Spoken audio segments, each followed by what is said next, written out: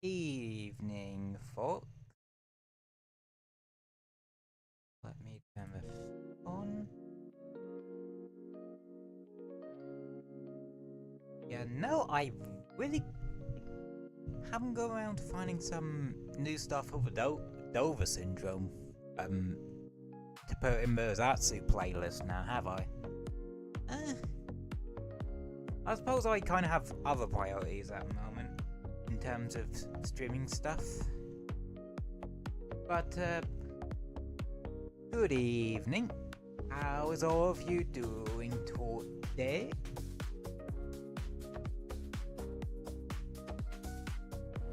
I myself, I'm doing alright.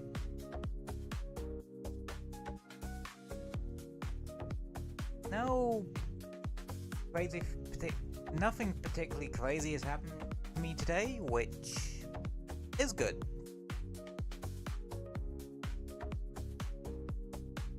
It's just been one of those very chilled out Fridays. Which is all I can ask for sometimes.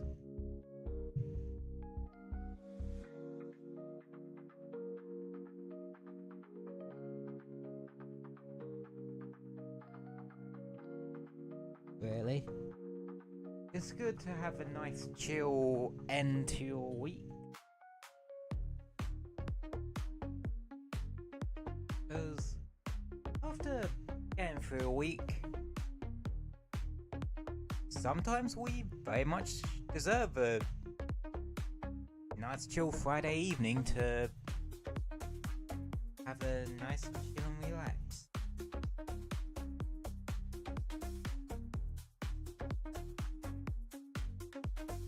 If you think about it. Oh yeah. Nothing crazy's happened today. Well, full disclosure, I may have been playing a lot of Titanic Cyan again, cause they randomly decided, hey, we're going to drop a limited time mission that you can do to unlock a boss fight from the first game. That was the multiplayer exclusive boss fight from the first game. Virtual or Zetro or whatever it was.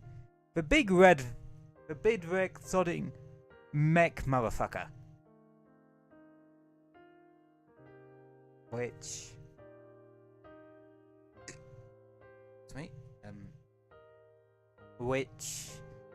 yeah, I will admit I didn't fight him too much in the first game, and when I did, I will admit I did use the double cannon arm cheese, but you could practically break just about any colossal mortal that way in the first game. You don't have that option in the second game, because bazookas are two-handed weapons, and I don't think bazooka gun arms are even a thing. To my knowledge, at least. Because actually, I've only ever seen one gun arm so far. During my time with Titanic Cyan. And that was a random shotgun arm I got off of a stray.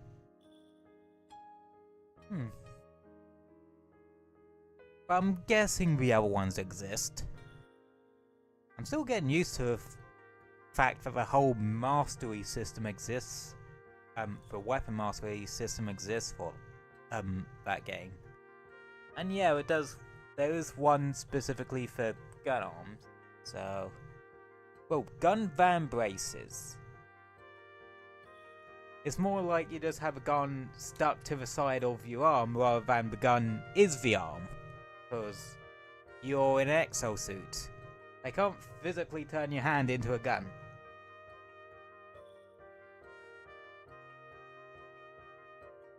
At least to my knowledge. Plus, that's just kind of inconvenient for day-to-day use, just having a gun as an arm. At least with Samus,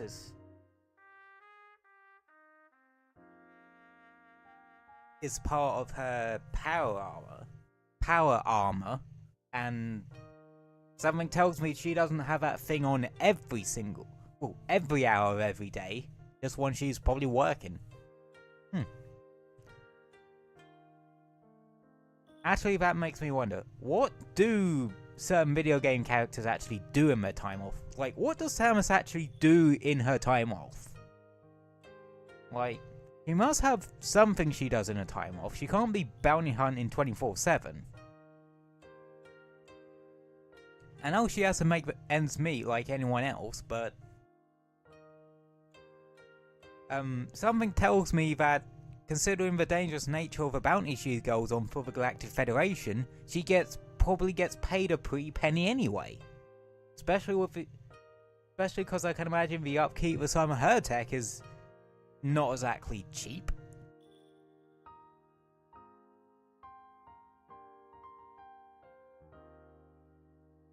Yep, we're starting off with Cyber thinking way too hard about one particular subject.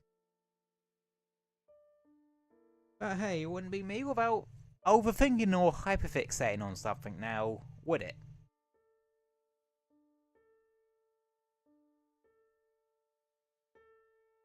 But, yeah.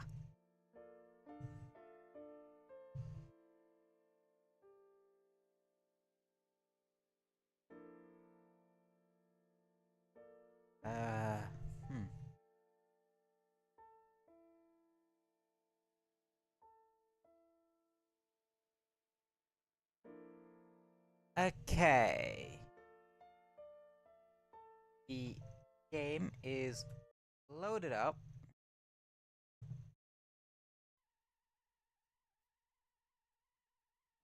So, we is continuing Sonic X Shadow Generations. Last time we finished up the challenge cleanup in Sonic Generations.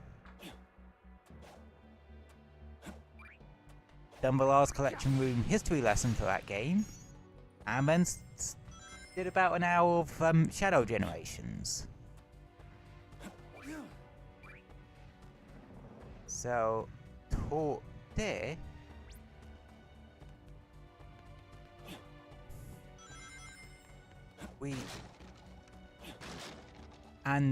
we did Space Colony Yard and Rail Canyon, and activated the challenges.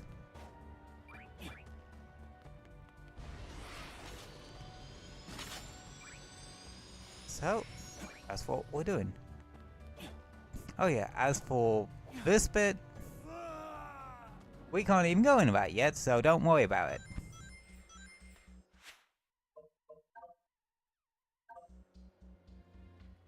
But yeah, we need to collect 3 boss gate keys. So, let's get to it.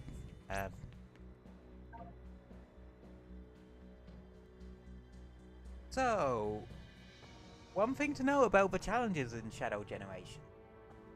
They actually have the collectible gears in it as well.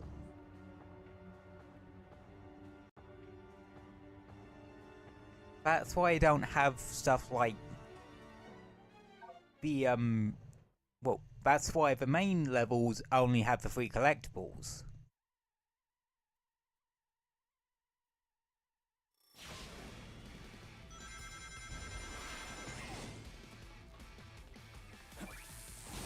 And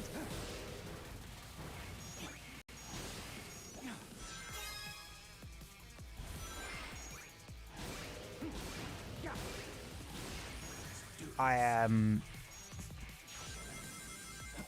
very much looking forward to this, cause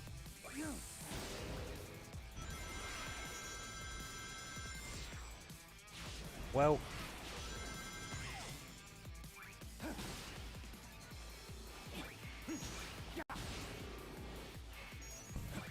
I'll say this, the challenges in Shadow Generations are way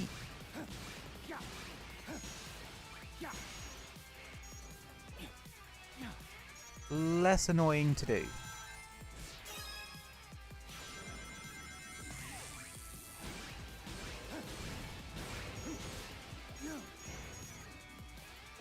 Like, seriously, I do not have issues with these challenges at all.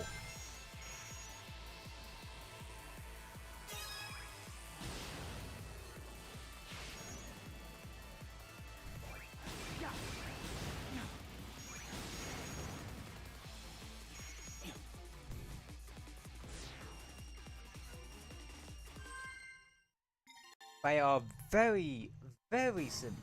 Well, they are 1,000 times simpler than the first game. Well, than Sonic Generations. And a lot less annoying. There's not as many of them as well. There's only 2 per act, whereas Sonic Gens there was about 5 per act. You still have the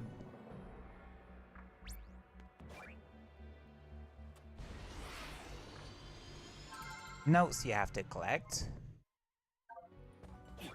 but they're actually way more annoying to actually try and grab. Also,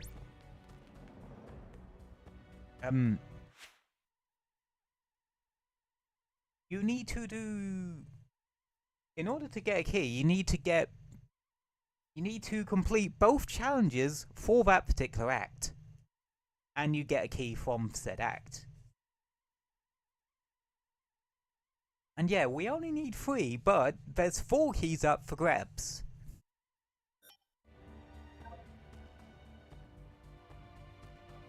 One ring challenge. Luckily, these are way fucking easier than ones in Sonic Gens. Though there is one later on that is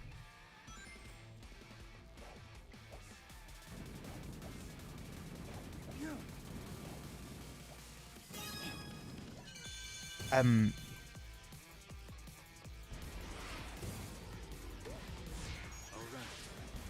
bit tricky.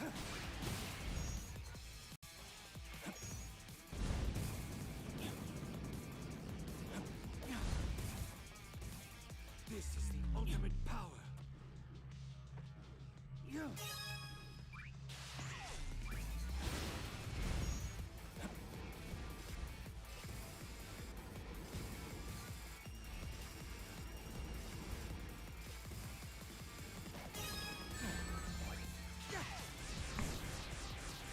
Like there. That was a lot easier. Because the challenges themselves are a lot shorter. In my eyes. They're very short and sweet.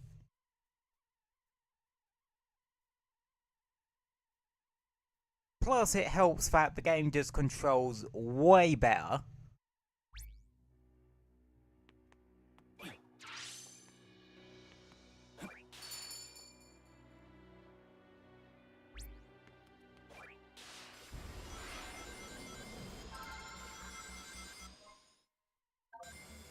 Ooh.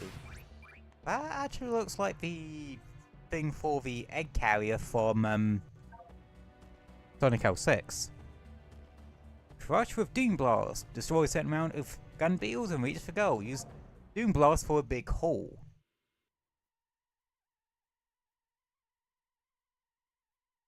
I know there's one that you need to do.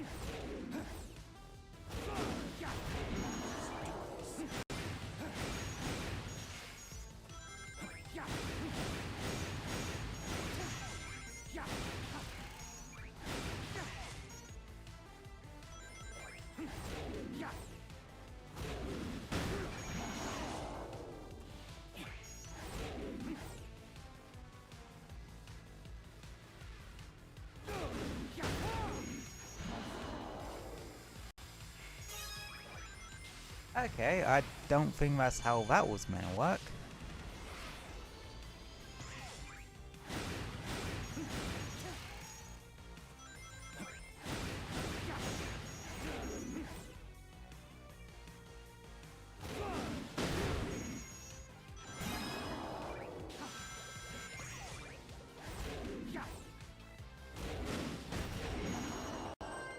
But yeah, the fact that they're short and sweet makes collectible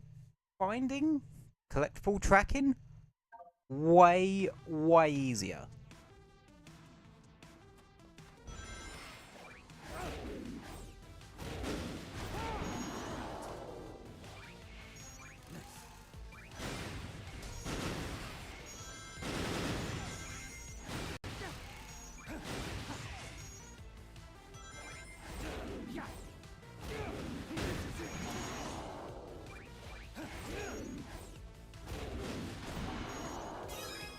There we go.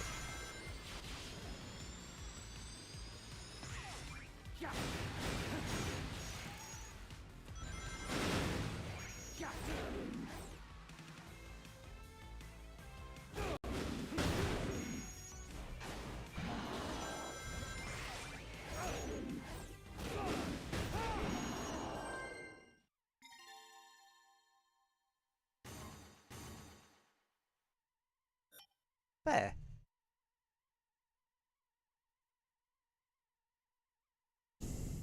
Oh, I will note the collectible do expand quite dramatically once we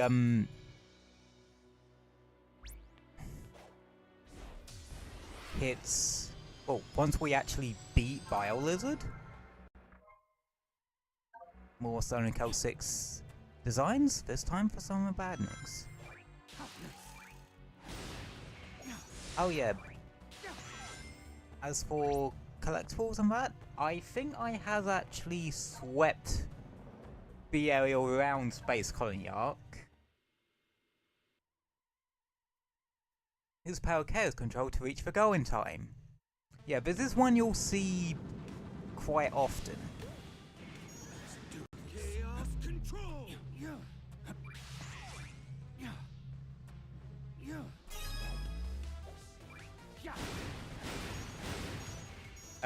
These Chaos Control challenges. All right. Freeze.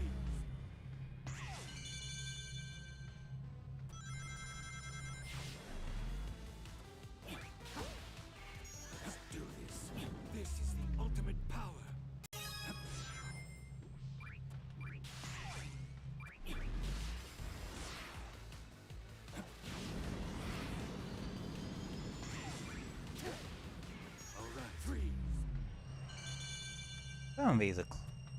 Some of these just get very clever, I will admit.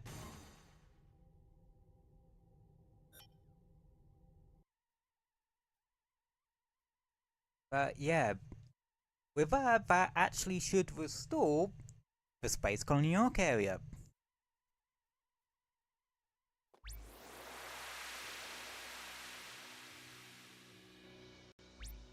Much like how doing an Act 1 or an Act 2 in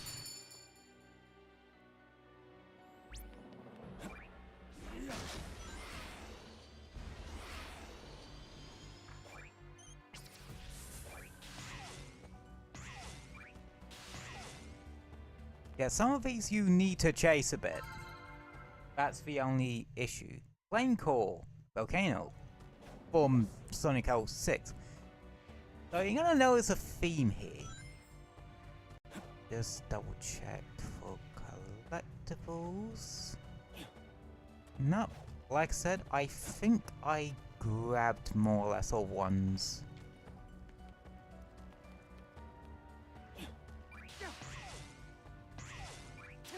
That are around the Space Colony Arc area.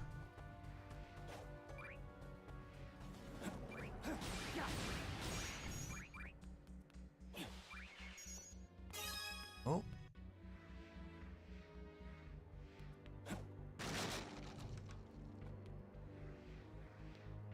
There was one hit. Mr. Unsmiley for Skyrail. Huh.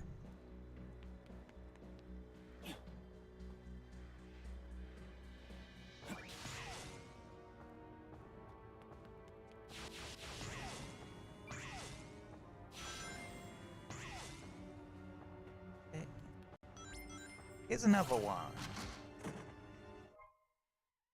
Artwork 14. I think this might also be from Sonic X.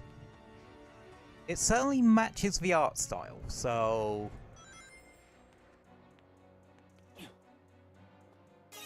I'm guessing it might be. Yep. We're at 10 machine parts now, which is about an eighth.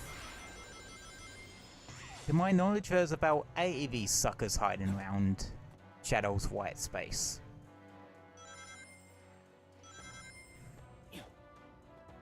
Well, I know you don't particularly get many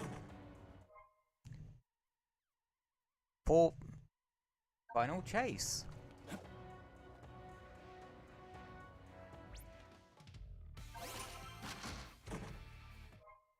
Shadow the Hedgehog or Shadow of 5 Part 1.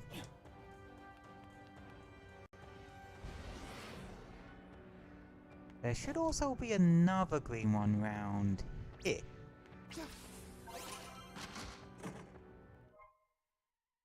Or Shadow of 5 Part 2.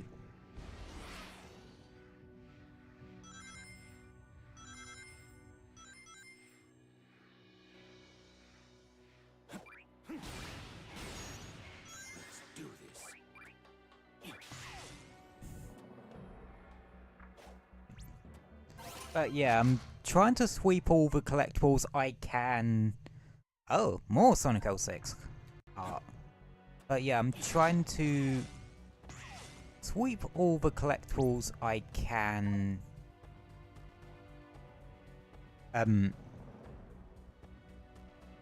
Now, before I hit the Biolizard, cause Shadow's white space opens up dramatically once you do.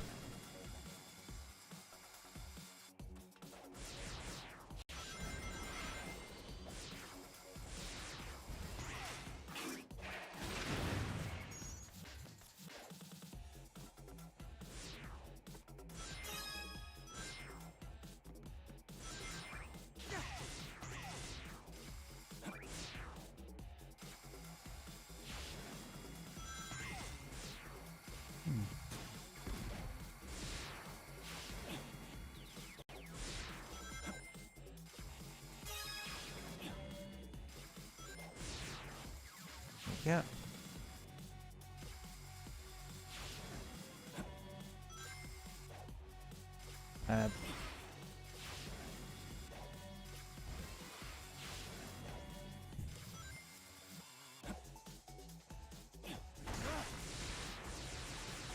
Well, that was totally confusing.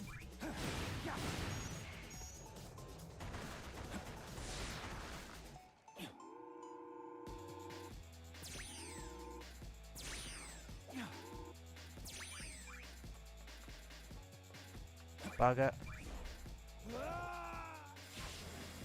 No, I have to do it again if I die. Shit.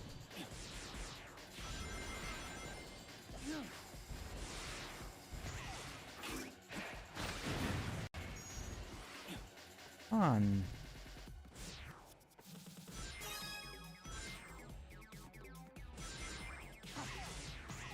Let's see. I know there's one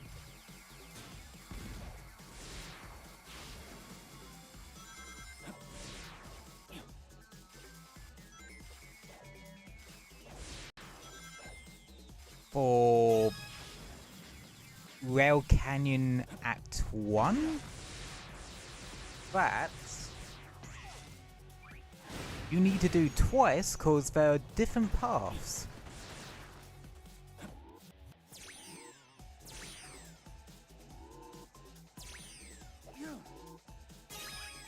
There we go.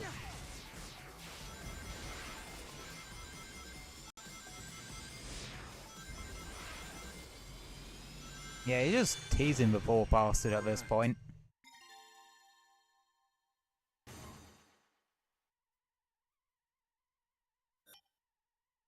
Rightio.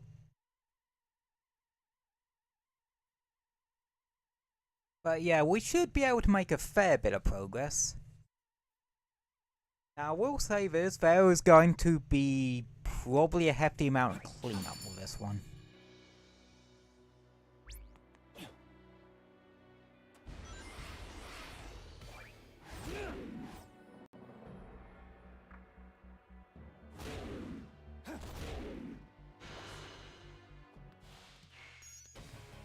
Yeah, some of these are gonna get annoying. In the, collecting department. And we run into another Chaos Control one. Yeah, there aren't as many different types of challenges.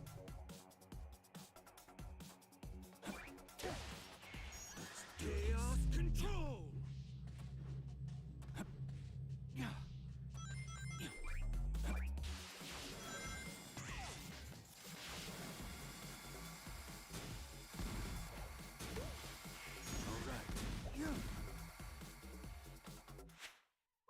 I get the feeling...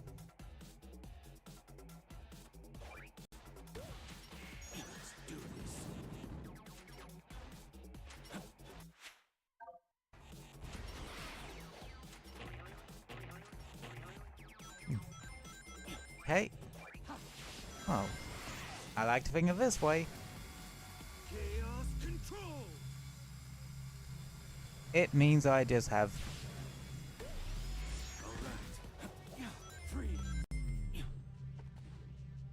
a free pass with Chaos Control. There we go, that's the first maneuver. Chaos control.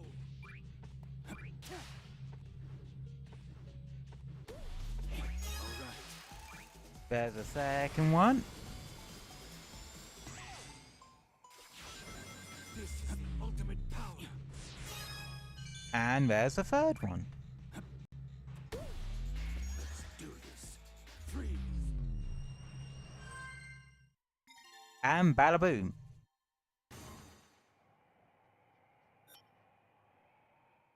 I know some of the collectibles in the later challenges get a bit harder.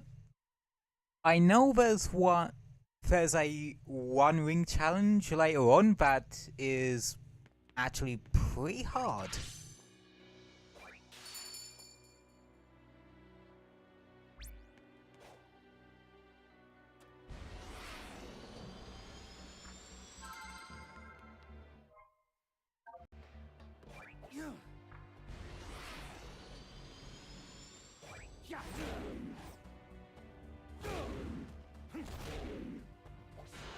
To be honest, you're just better off out here.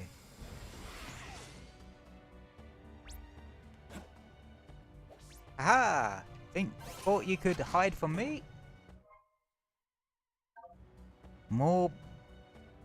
Huh. Oh damn. There's a lot of,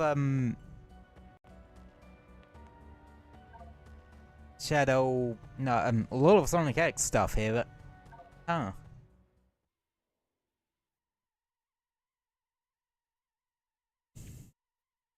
Then again, if you're doing something as complex as an anime, you have to...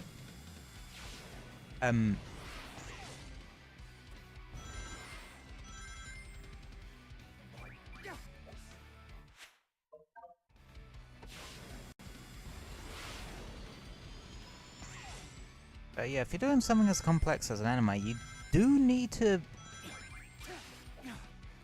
Dang it! I know I can do that first jump.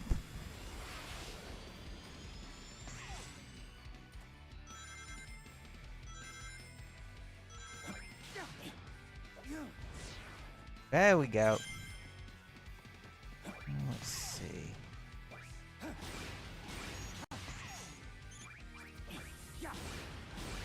Yep. Fuck. I did not mean to do that. I did that on instinct.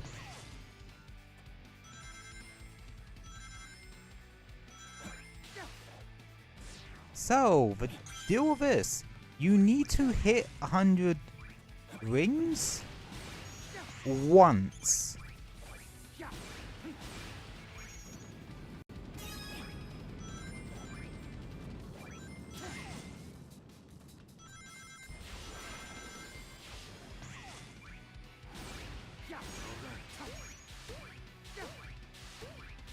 Yeah, like right there, I hit it once. Doesn't matter if I get hit now. Chaos control.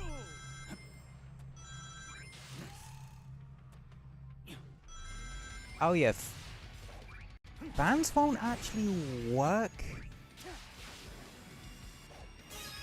if you've used chaos control.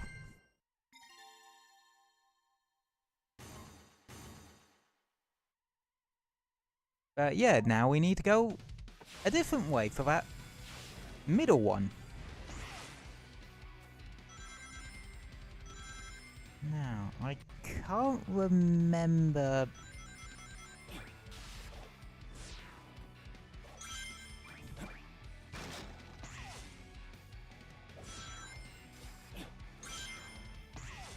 Is it here?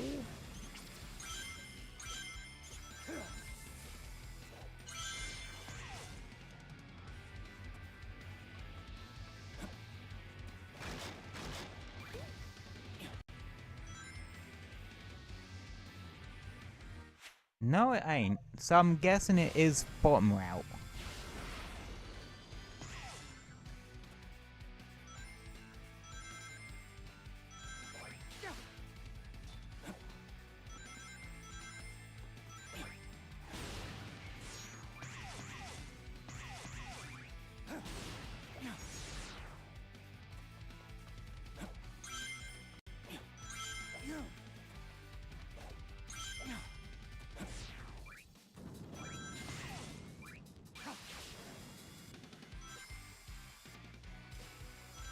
There it is.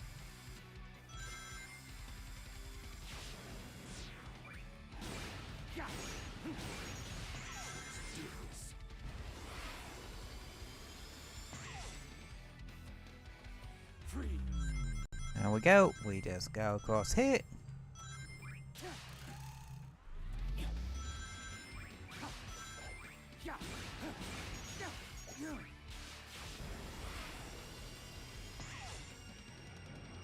And boom.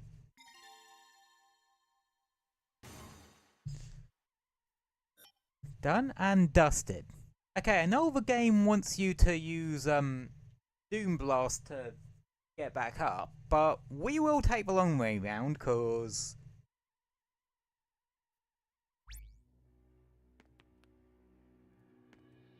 oh no, wait, we still got one more thing left to do.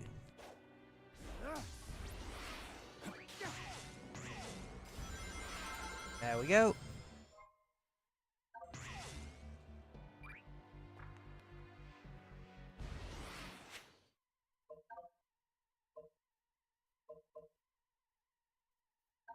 I forget, you can literally teleport up here.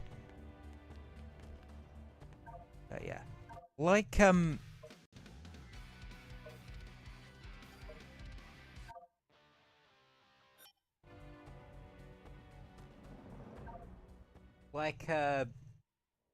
face generations, you can change the music whenever you want.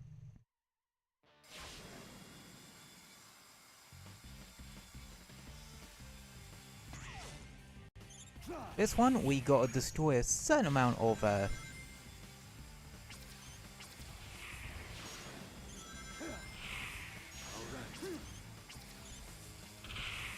targets with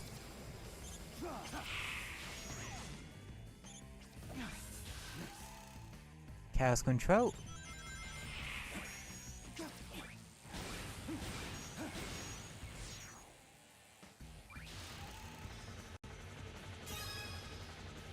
This is the ultimate power. Out of my way.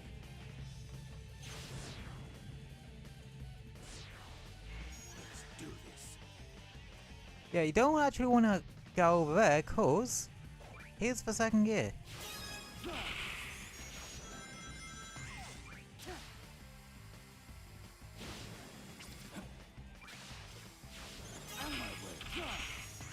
And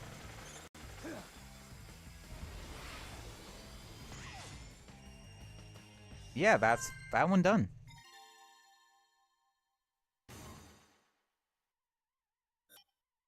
That's all the challenges now. We'll grab any collectibles we can for the moment.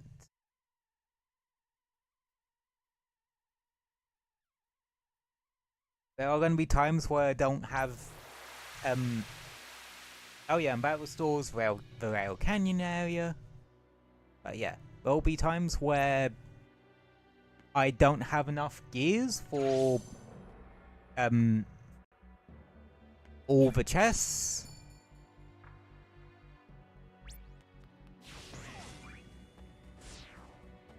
Where the fuck are you going?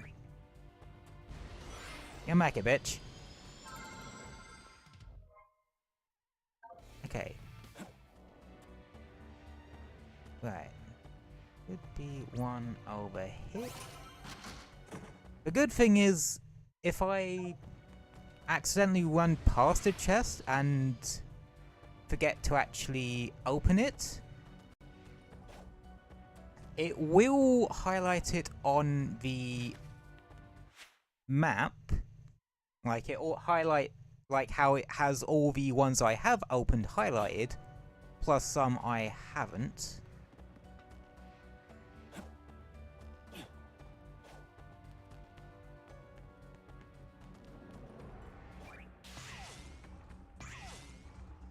Fine.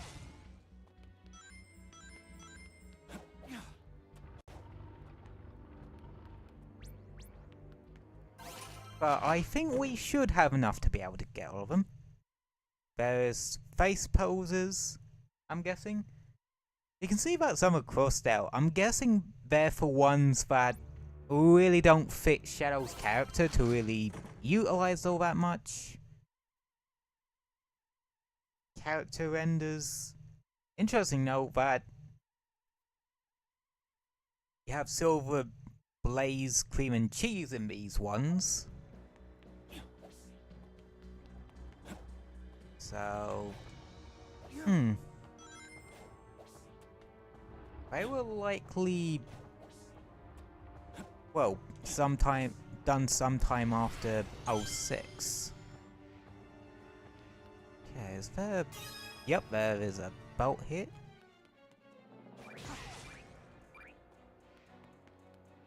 Okay, I know there's a couple around here. Yep, there's another one. Oh, Space Colony Arc. What?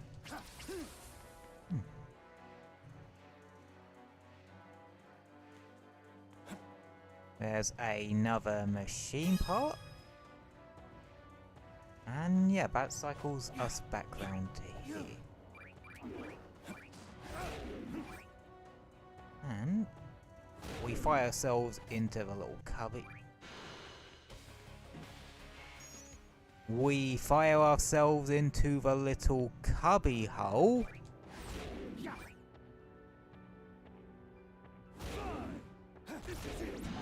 Thank you. Machine part. Another thing. Sonic versus Shadow. And another one here. Sonic Heroes artwork.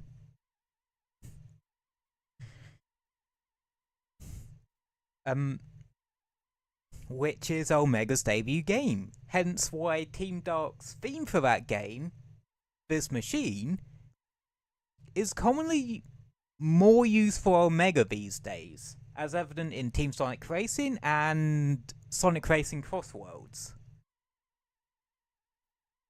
Well, from what I know of. But yeah, there's also another interesting thing about Team Dark's designs in Sonic Heroes. Rouge has a completely different outfit that I don't think she's worn at any other point in the franchise. I think the closest is like her Sonic Prime design, which has her wearing a purple jumpsuit type deal. Anywho, I think that is all the collectibles we can get currently. So, time for the boss. We have 4 keys, we only needed 3. Yeah, it's worth just doing all the challenges when they pop up.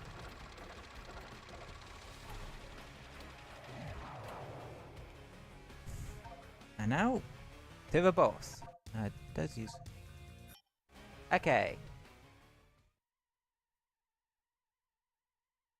So, there's an interesting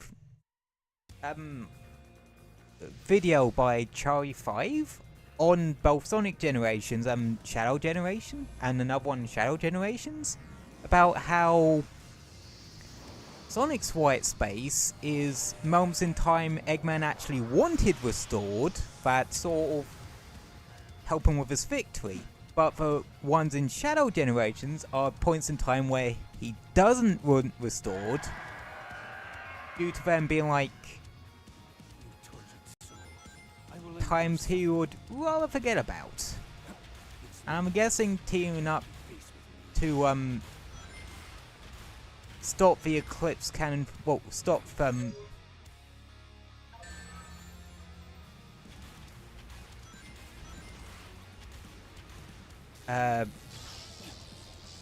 stop the Ark from falling into the planet is probably one of those. But yeah, I think they're interesting videos. You should definitely give them a watch. Anywho, yeah, you have to spam B to do the speedy attacky thing.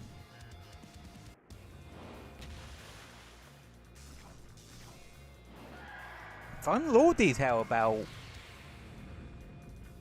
Actually, I think one of the collectibles that unlocks after this fight...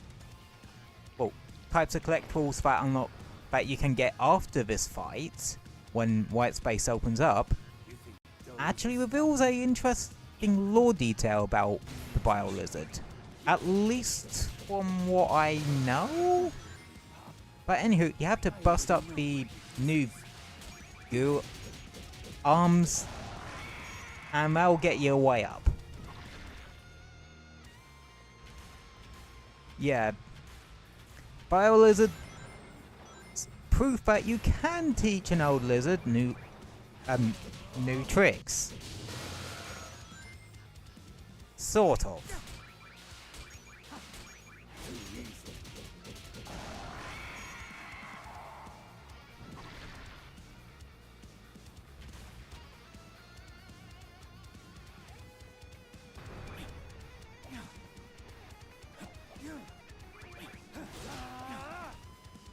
Dang it, I missed my window. Ow. Ow. Fucker.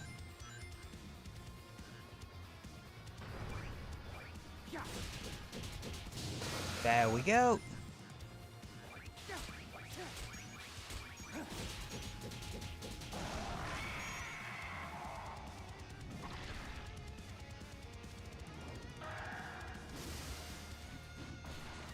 Considering the size of a Biolizard, that leap was fucking impressive, mate. So yeah, he's kind of up there now, so... Stop struggling.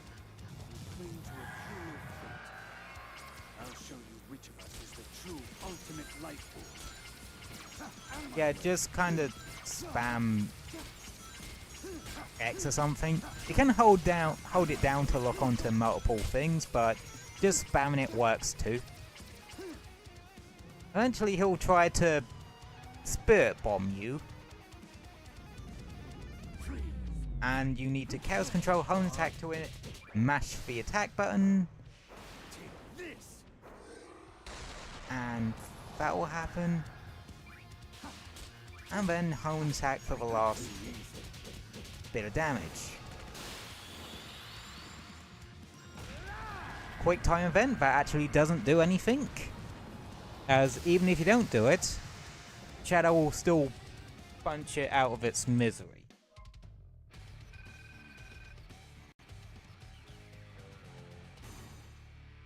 And yeah, that is Biolizard beaten.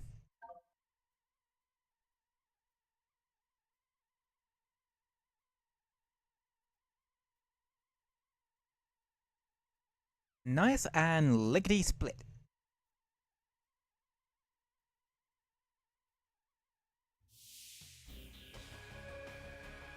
And another chaos. Well, Doom gear, I think they're called.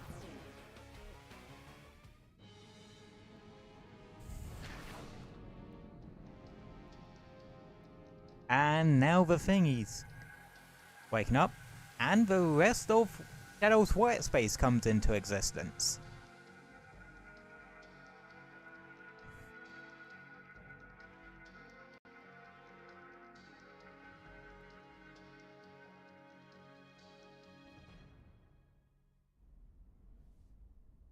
And that's a lot of water.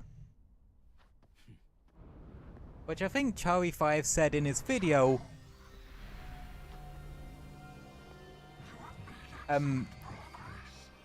that was something Eggman intended to happen, specifically, again, to keep Sonic from restoring those particular moments in time. I destroyed you once. Which is ironic considering half the levels here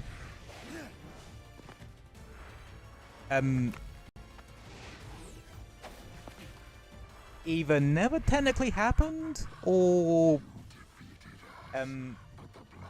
didn't happen yet. But his theory for that was Time Eater just pulled in whatever, because it was somewhat autonomous when it did that.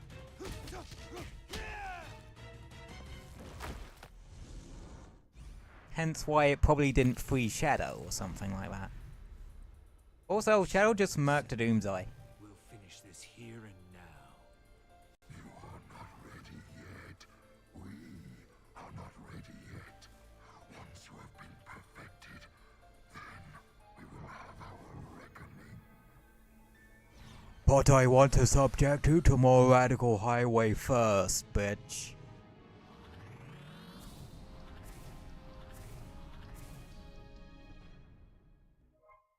So yeah, actually, fun fact, those flying egg pawns are actually called egg flappers, because they have wings that flap. Got nothing to do with the era of history where flappers were a thing. But yeah, white space is greatly expanded now. Something And calls to me. one more Doom, yeah, given to an egg, and a new power.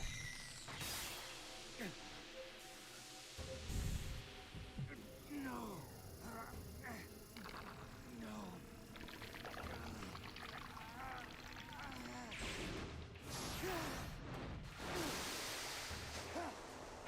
This one kind of helps with the issue of there being a lot of water here. Doom Surf. Yeah, just end up with a giant manta ray. You move freely on Earth. It automates automatically on touching water. It will automatically move forward as well, so bear that one in mind.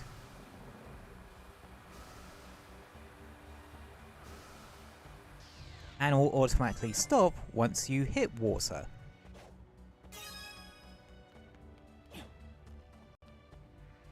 Now, you also now have these little challenges.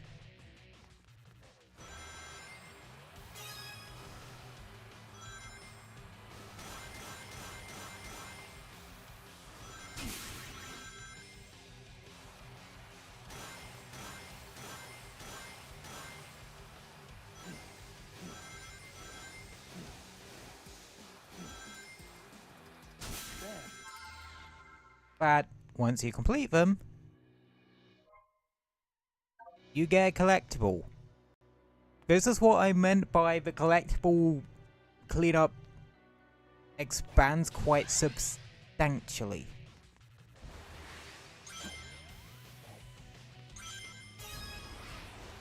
Oh God. This is one of the worst ones actually, the clock one.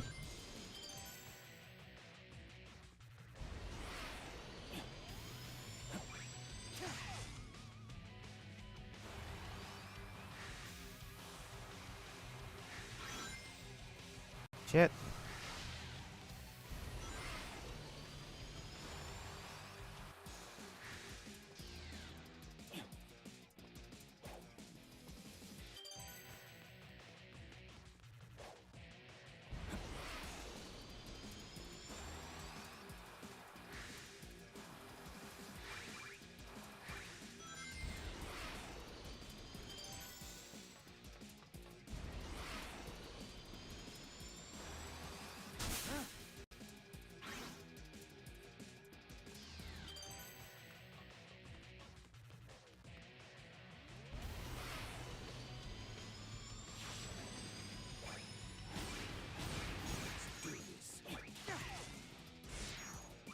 I fucked it. Ah, dang it. Yeah. Like I said, those ones are annoying.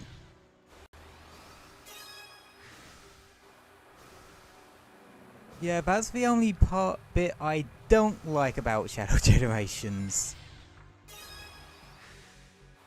That and the Doomsurf controls in 3D are finicky, to say the least.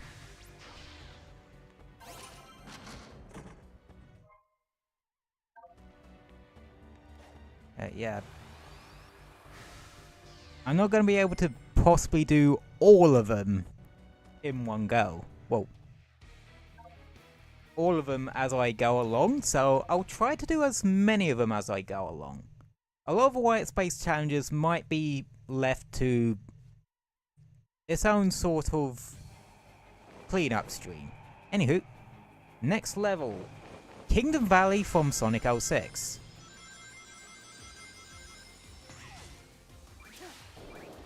Yeah, this area is very significant because it has to do with one Mythos the Dark. Yeah.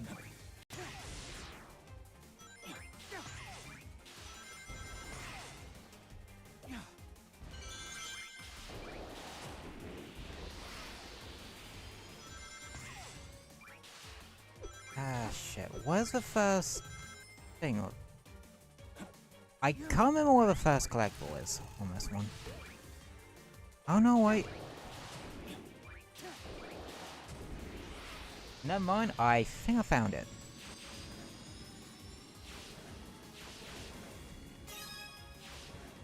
There we go. It was actually there the entire time.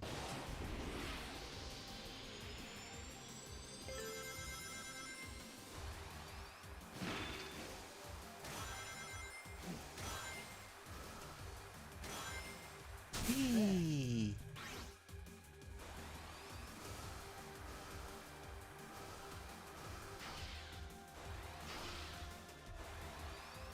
Shadow, behave yourself. Nope, go back. There is collectible. Ah, you butt munch. Well, that's annoying. You really do only have one shot to get that one. Huh.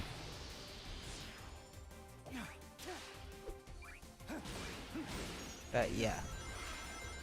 This is actually my favourite Act 1 in the game. Believe it or not.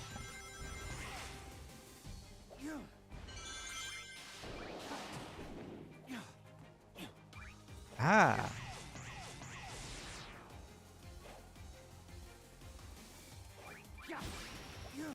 And yep, those are the egg robots from Sonic 06 as well. I always really like the design of them, believe it or not. I don't know why. They come off as a lot more menacing.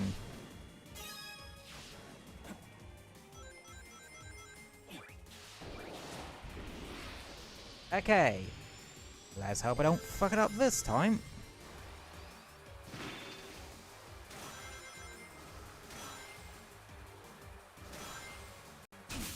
Eee. Slow down.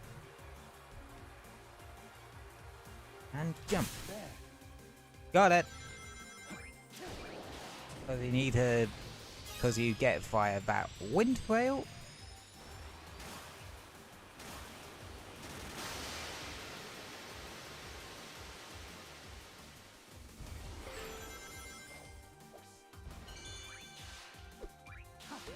Oh yeah. And this bit is basically the beginning of Sonic's Kingdom Valley.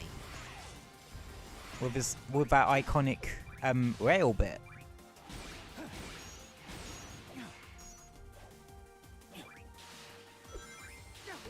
Whereas the water section is more, well, Shadow's bit. Really.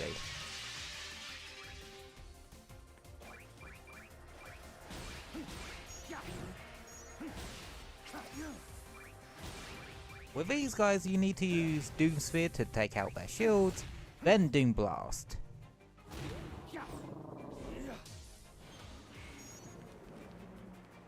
I think you can actually skip that room entirely if you're smart enough with your shenanigans.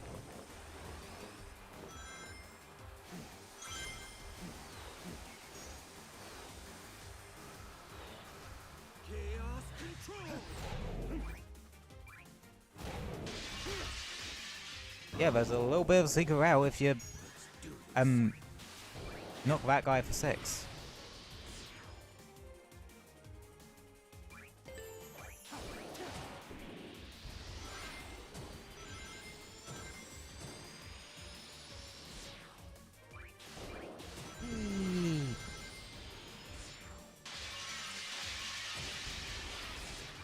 Property destruction is the ultimate life form's favorite ability.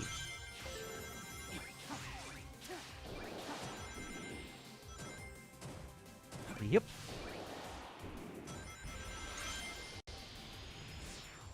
Random Sodden Eagle, go!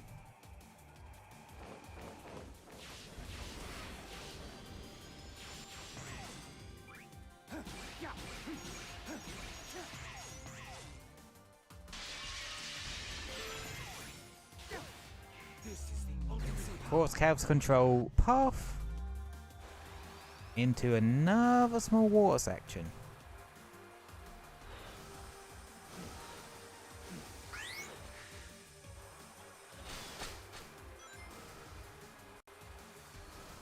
Whee!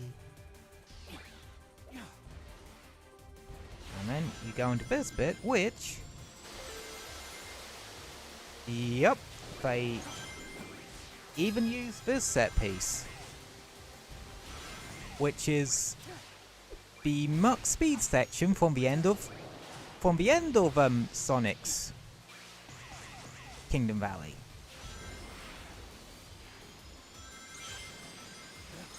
Also, that little bit is was a good way to show how Shadow's quick step differs from Sonic's. It's more of a slide than an actual quick step. You're not shunting from left to right, you're sliding diagonally instead.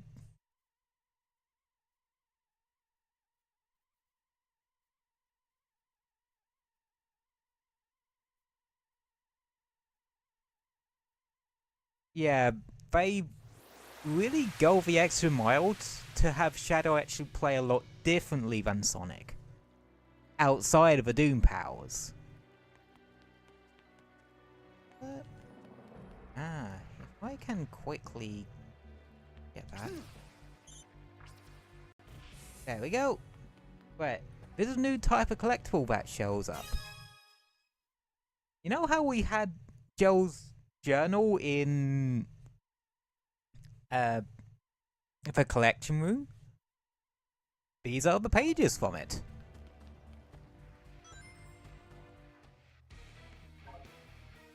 Into Act 2.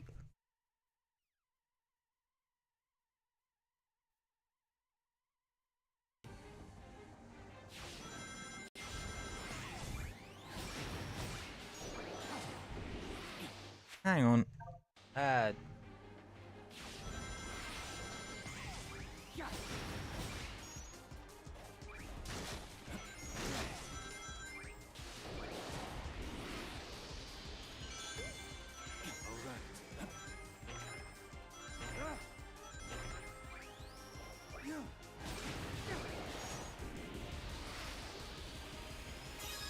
Okay, that is where the first key was. Yeah, I really like Kingdom Valley. It's weird how some of the better levels came from... Now, this is a weird thing about Shadow Generations. Some of the better levels in this game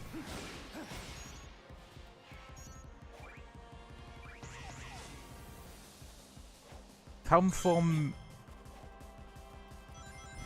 not particularly great games.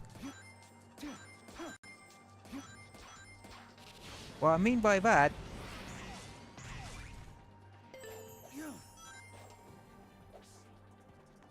the really good levels from this game are ones that originated from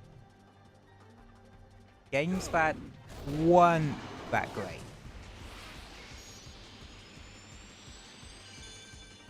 You'll see what I mean when I get to the other one from this particular group.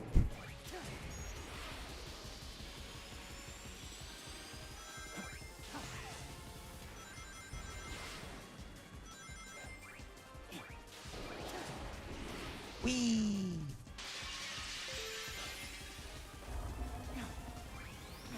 Aha! Now we're indoors.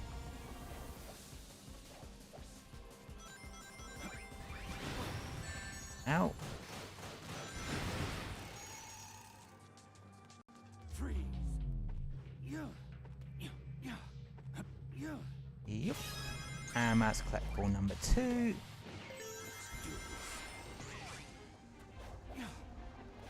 Chaos control.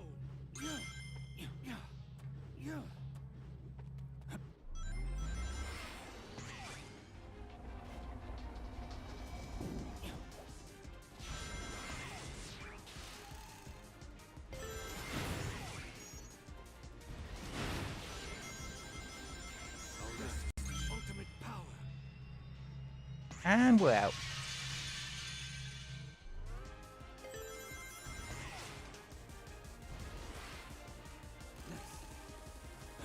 Okay. If I remember where the last Medubli is.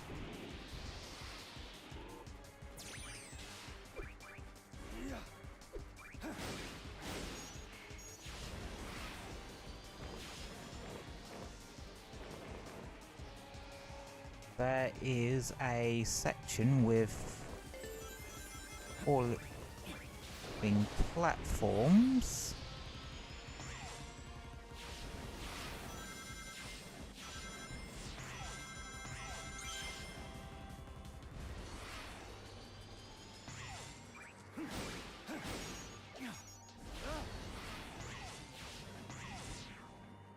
Aha.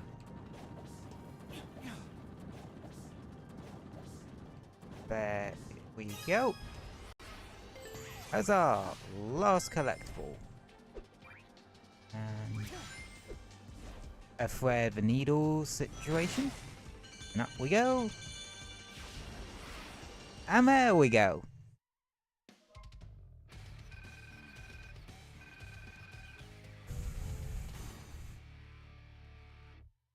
Yeah, so where was getting an S rank in Sonic Generations is about as easy as just doing level without dying, basically. And doing it reasonably quickly. Some of the S rank requirements in Shadow Generations are kind of brutal. In Hootbass Kingdom Alley was sorted. And it's big the cat.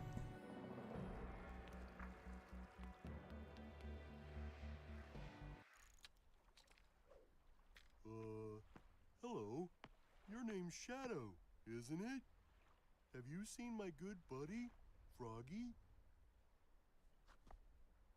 Yeah, so Shadow seems to crack a little bit of a smirk there. Apparently, according to the Twitter takeover, Hey there.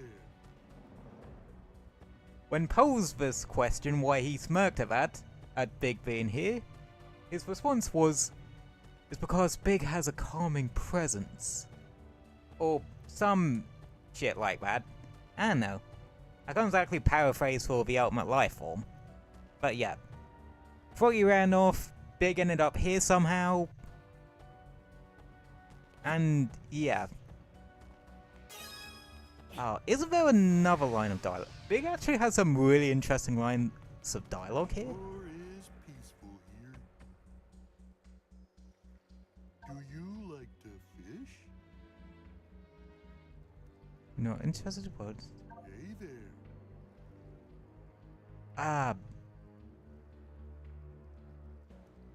I know. War is peaceful here. Yeah.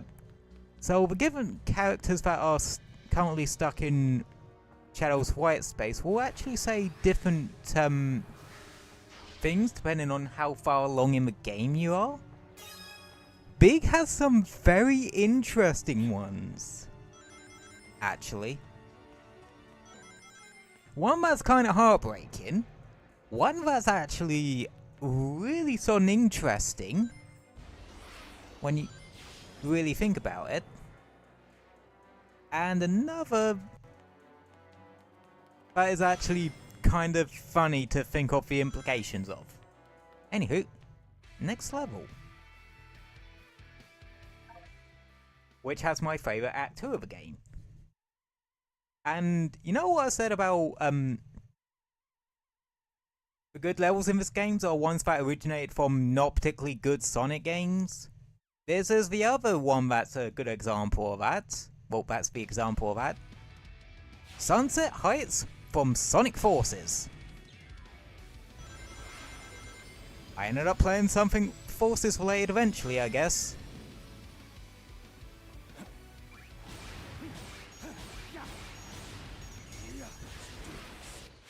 But yeah, this is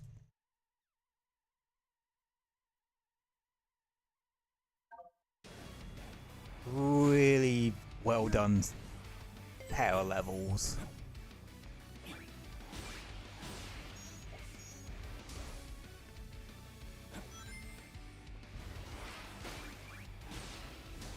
Yeah, it's interesting they specifically went with the name Sunset Heights, even though in Sonic Forces all the city levels were just called City.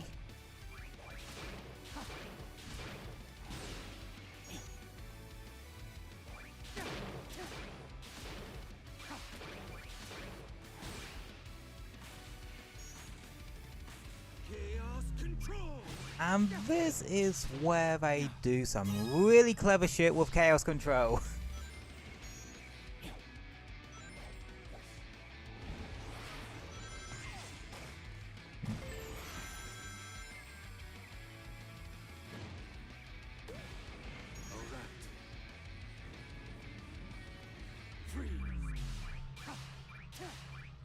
Yeah, they quite literally have backpack instances where you use rubble to get up to high routes.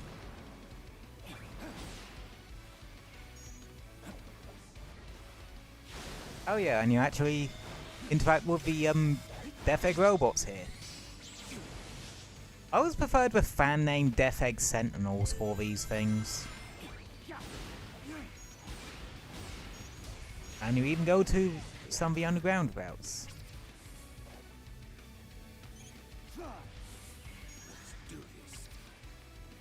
Yeah, I got these things for create.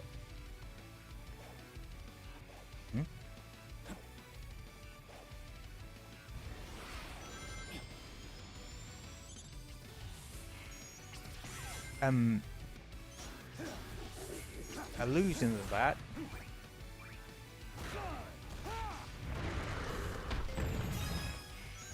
And in order to stun them, you need to use oh, and you can dispel the illusions by shooting them with Doom what's it? Yeah, so you can actually hit a alternate path if you double jump before that particular spring. But since I have it so you home attack by double pressing, yeah, I can't exactly do that. Oh yeah, another Doom intermission.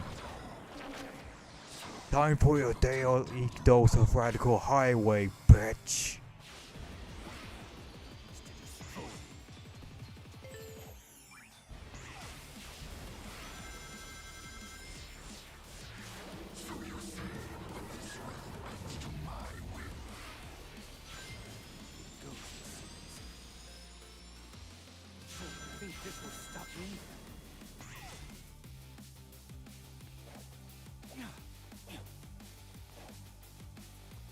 Yeah. But All right.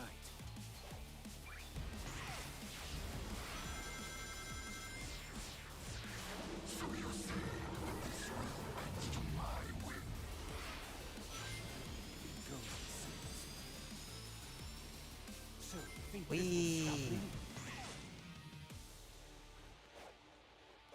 Yeah.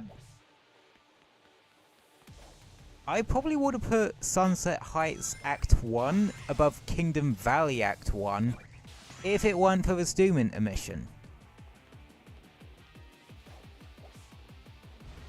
I know, but just something that just kind of exists. Motherfucker. Let's do this. Ah, god damn it. Ah, slipped up on the most obvious of jumps.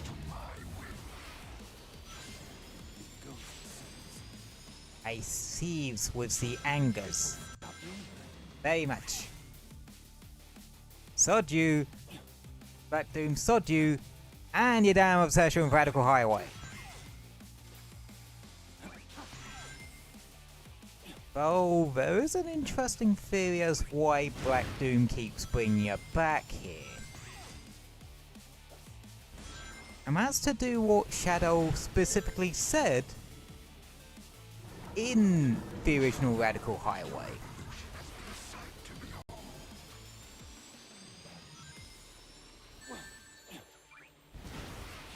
And that's where he specifically swore revenge against humanity back when that was still his goal back in SA2.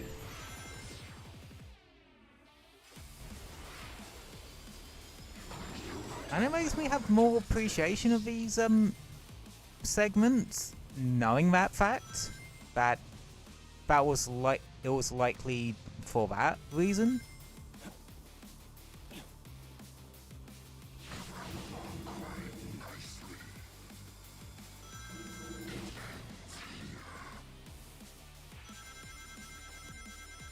At least Radical Highway is executed better in Shadow Generations than it is in the 3DS version of Sonic Generations. Always according to Kakaku. Or was it Kinkaku? I don't know, I can't remember the meme exactly.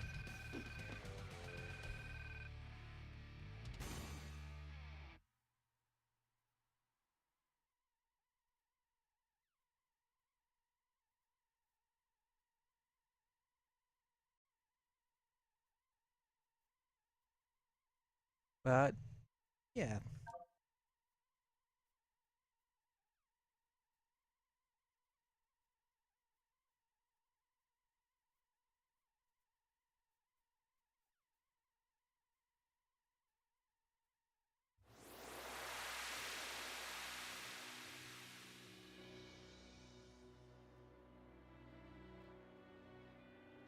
And that's another weird emblem. Doodle.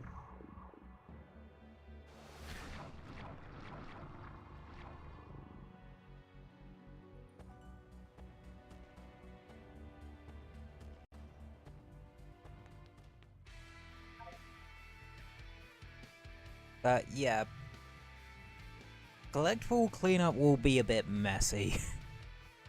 Now. Anyway, Sunset Heights Act 2.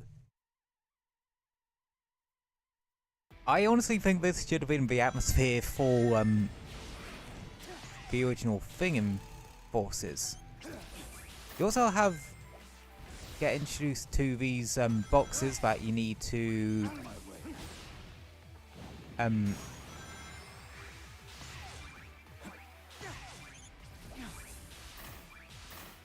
Chaos Spear before you can home and attack them, otherwise they will hurt you.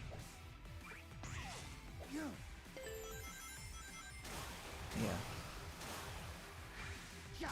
I know, I just really like this.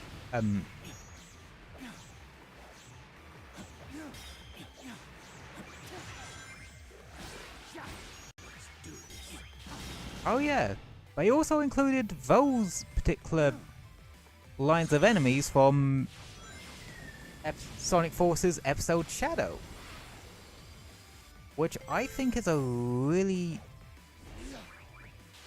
neat touch, if I'm honest.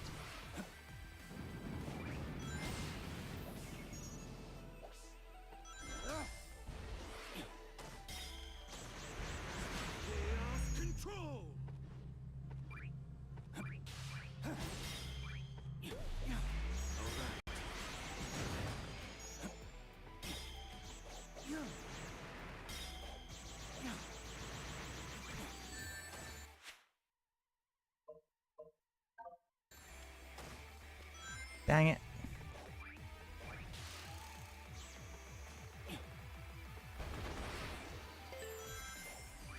This is the ultimate power.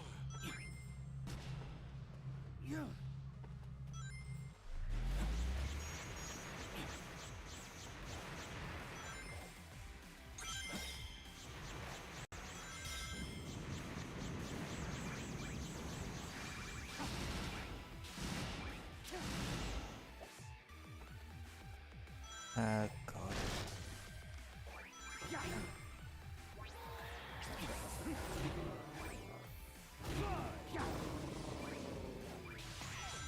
Let's do this.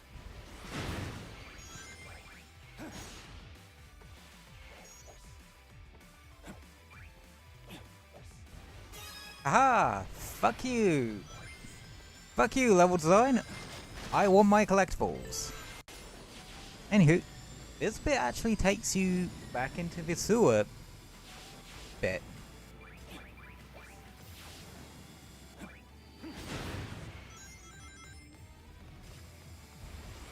But you actually need to go.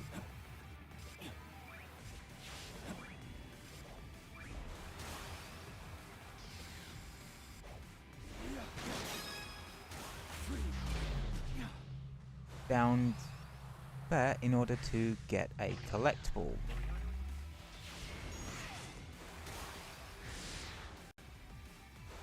Whoops.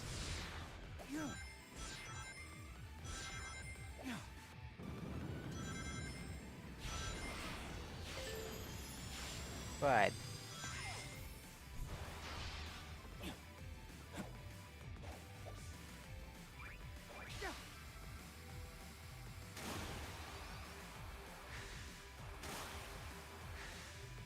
But yeah, like I said, this is my favorite Act 2. It does some really cool shit. with the whole everything has been destroyed angle.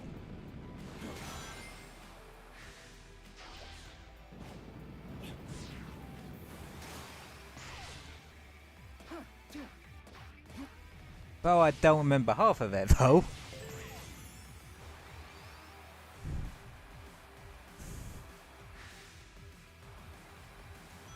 Okay, I think I remember this bit.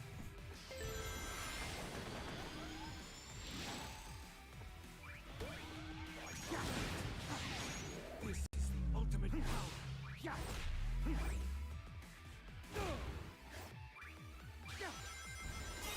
Yep. Oh, I didn't know he could actually blow the arm off that Death Egg robot. Huh.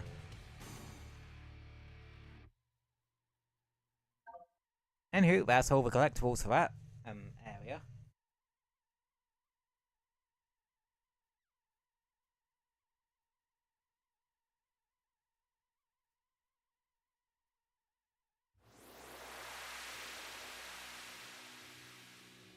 Ooh.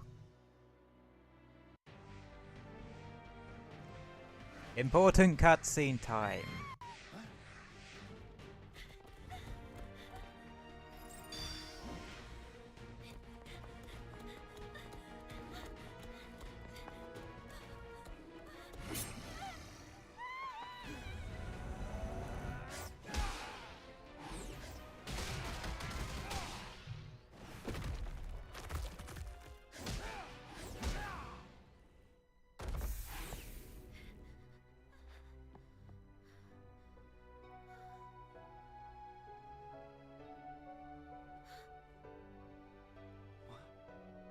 Yep.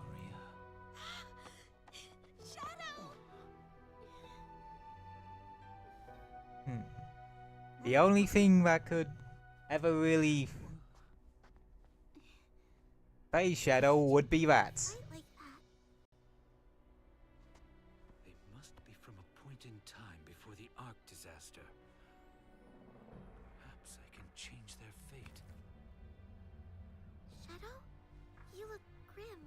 Are you alright? I'll be fine. We'll all be fine. Find somewhere safe to hide. I'll take care of everything.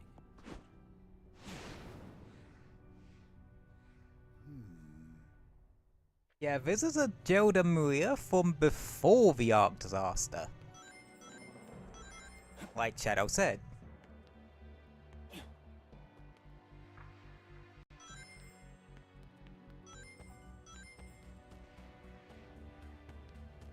Oh, Shadow. And, well, we essentially see a Gerald that's sane.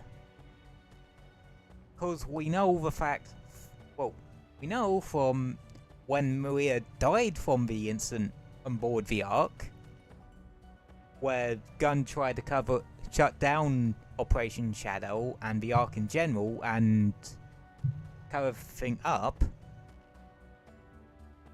When Maria was shot, Gerald went ballistic. Well, he didn't go ballistic because he was literally captured and later executed. Yeah, people know Shadow's backstory is dark, but I don't realize just how dark it went. Because before Gerald was executed, he essentially found Shadow, found a way to essentially brainwash him into thinking that Maria's final wish was to extract revenge against the people who killed her. Then Shadow was sealed away for 50 years, and Gerald was locked up, and then eventually executed. Not before somehow putting a final failsafe into the Ark that if all the Chaos Emeralds were to put in the Eclipse Cannon, which he designed so that Shadow could eventually use it against Black Doom when he returned in Shadow 05, nah, he went crazy and rigged it so that, well, when he went crazy, he rigged it so that when all the Chaos Emeralds was put in it, it causes the Ark to fall to the Earth and destroy the Earth. Yeah.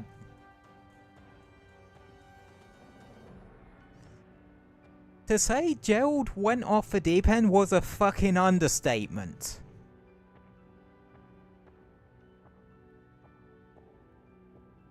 Like, he swan dived into the deep end. He swan dived off a deep end off a 50 meter diving, 50 meter high diving board.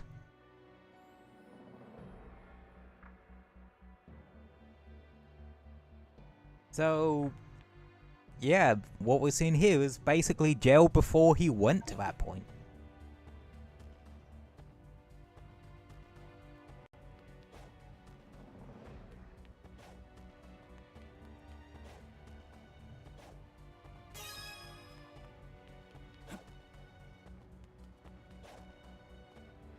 Yeah.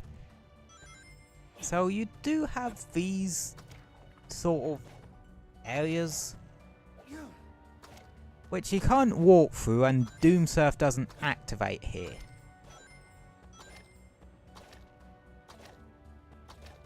This is why I'm kind of hesitant on doing open world, well, doing a white space challenges cleanup. Because we don't have all the abilities we need to do that yet.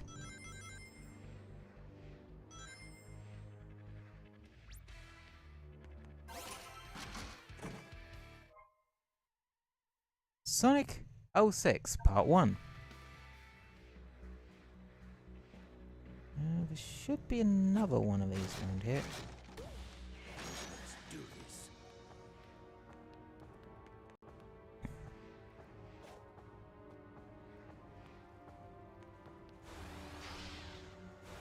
Okay. Chaos control.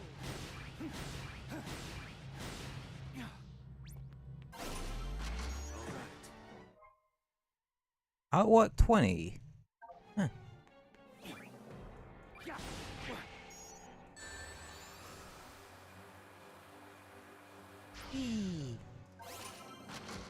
Yeah, I'm essentially collecting just as many as I can.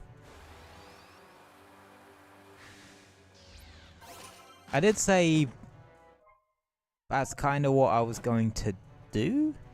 Just collect them as I go along, because I was originally going to just do it so that I grab all the collectibles near an area once I'd done all the challenges for it, but now thinking about it, I don't think that's particularly feasible, because collectibles are literally scattered everywhere.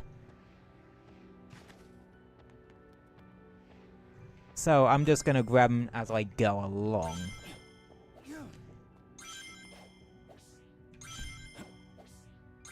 If anything, it'll make collectible and challenge cleanup later on a lot easier.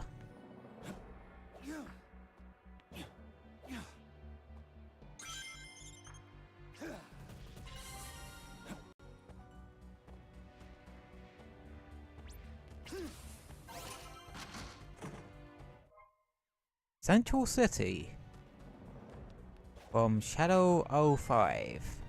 Yeah, you're going to be noticing a theme that a lot of the things are either going to be from SA2,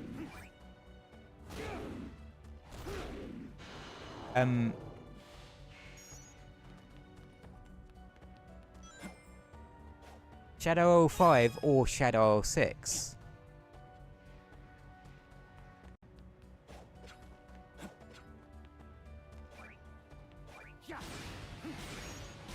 But there are ones from games that came out after Generations. Unfortunately, I don't think there's any Lost World music in this, so yeah.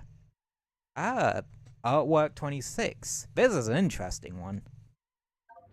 I'll go over that in a bit more detail once we get to the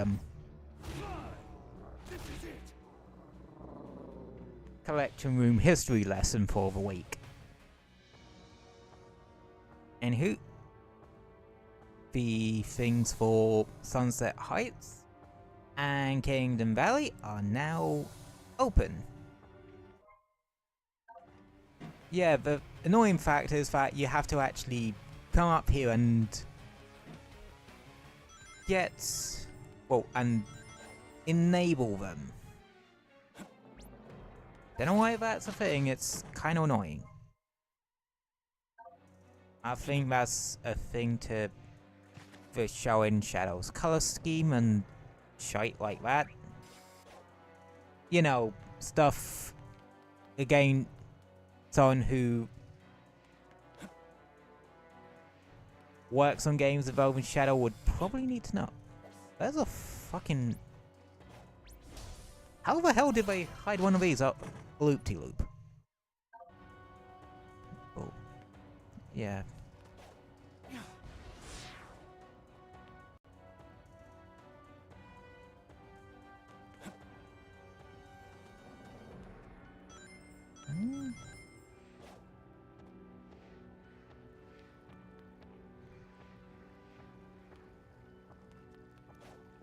Yeah, I think one of my points of order is going to be...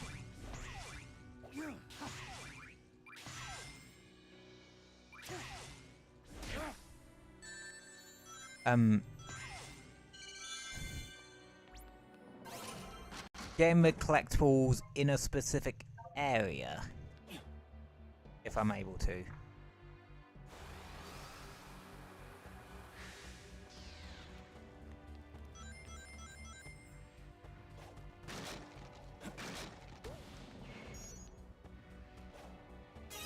That's likely going to be my point of order with a lot of these. Do the challenges and then sweep the immediate area surrounding it if I can.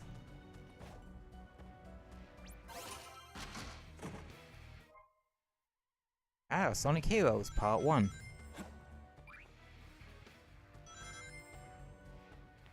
There was a challenge around here.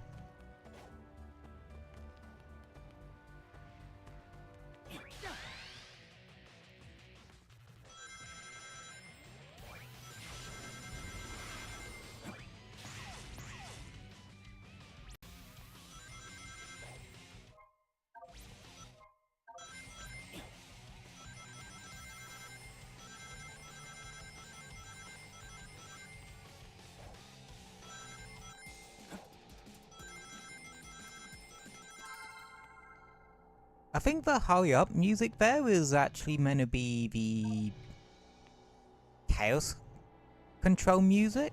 The music plays when you use Chaos Control in Shadow 05. Shadow 05's a bit of a blind spot for me, if I'm honest.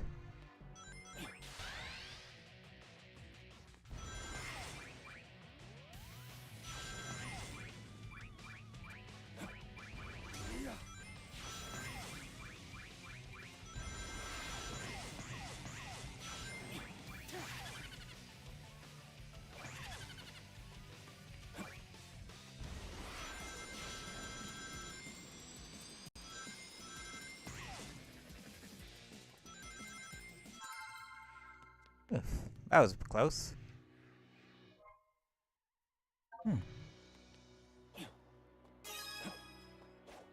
You know, one thing I wonder if I ever did? Like, game developers during the PS2 and Dreamcast era and that, did they ever, like, sketch or ever make sketches of models and that? You know, just so they have some idea how the design would translate into a model?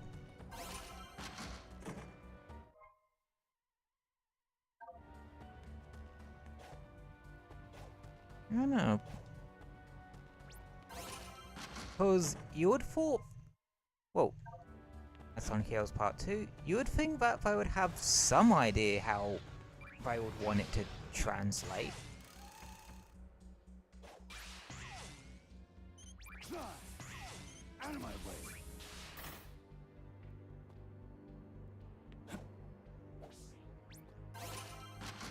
I know.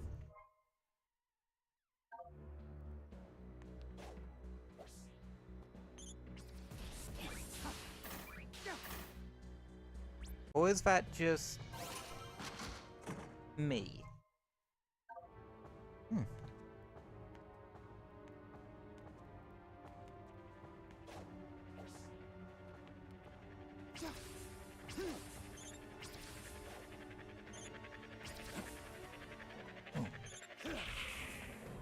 Yep. There we go. Another journal bit. Pages 6 to 7. Hey there.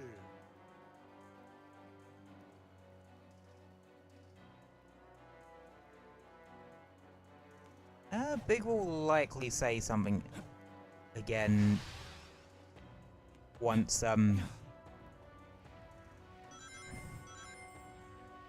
I beat the next boss.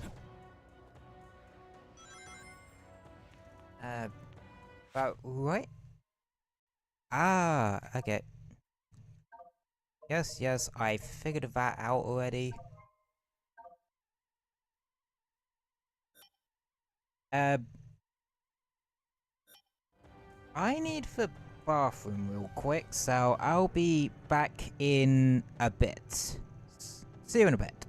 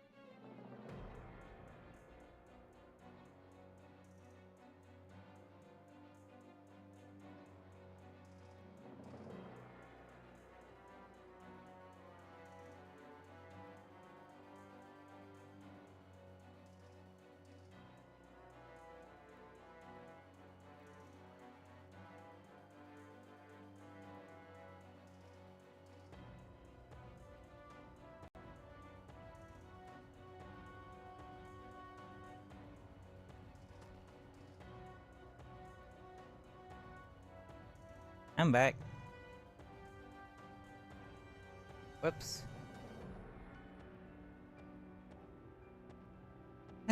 Sorry that took so long.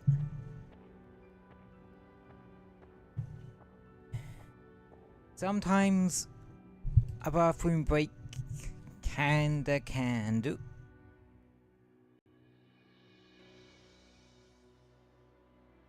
Yeah.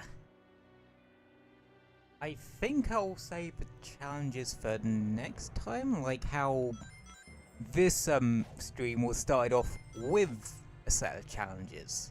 Well, with the act challenges. So, let's do a bit more exploring collecting, shall we?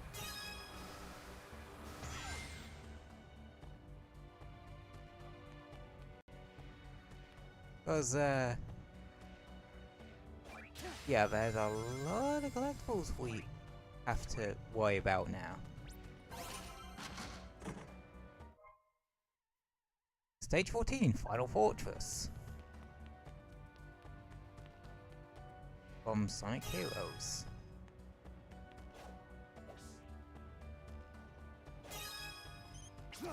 Yeah, so that's probably so that you can get up here to grab that collectible, but you can easily do it the way I just did.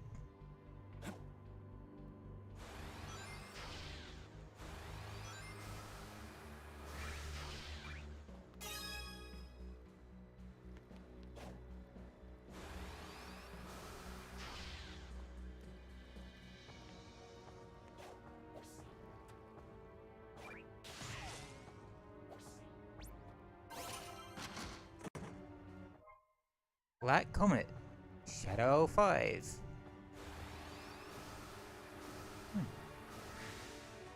We also have 32 bolts.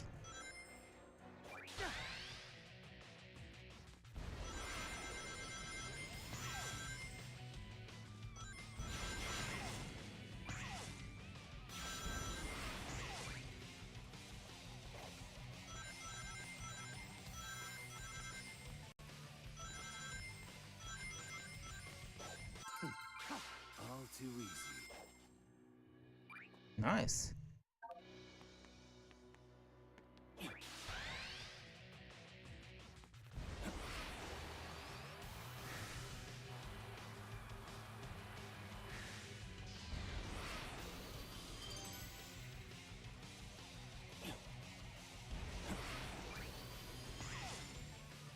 Free.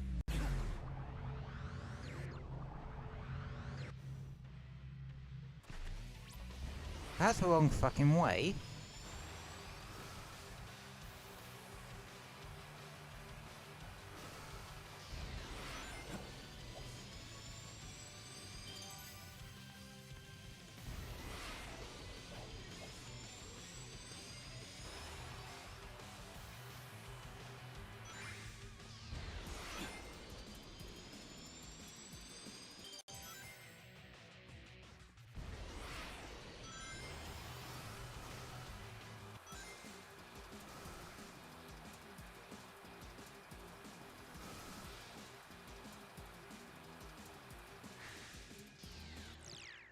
Fuck.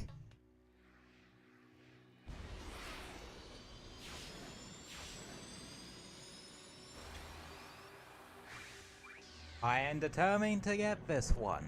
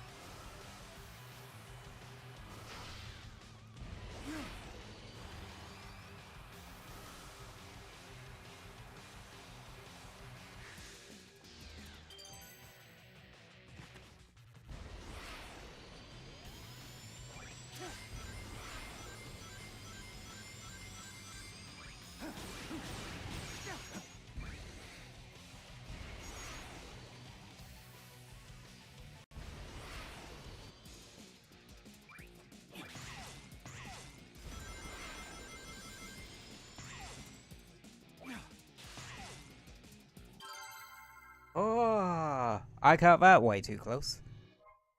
But I got it. Whew.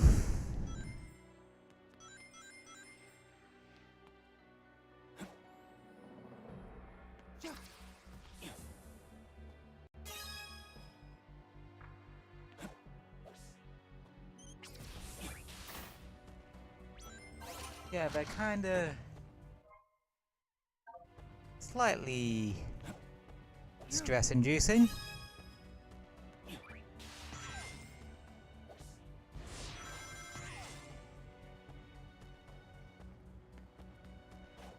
I will admit.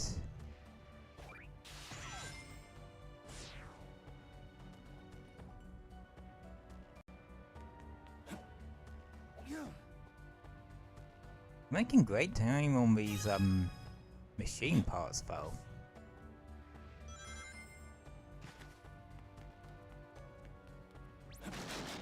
We nearly got half of them. I am now out of collectible gears though. That's the only issue.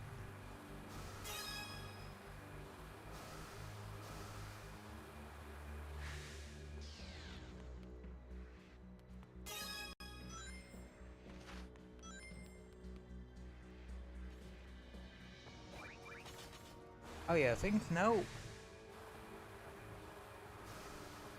This is another bit we really can't do much of.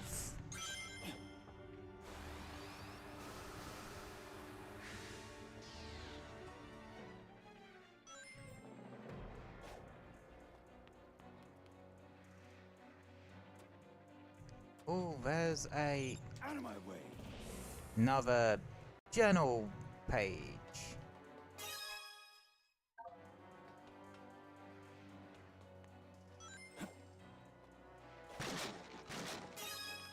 Some hidden boxes. Oh yeah, thing to note. This platform. Doesn't it seem very out of place?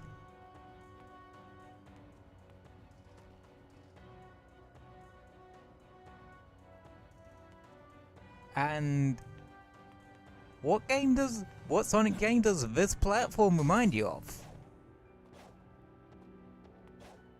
All be revealed next week. I bet you can get that.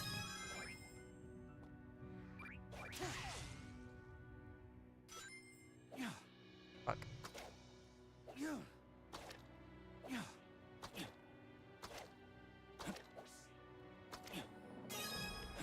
Oh shit, we are at exactly 40 now, which is half of them.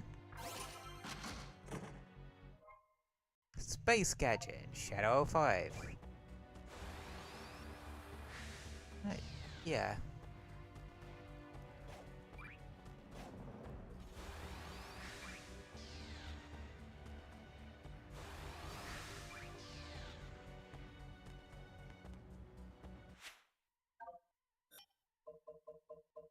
Anywho, I'm gonna save here and put the pin in the collectible collecting and the challenges that for today.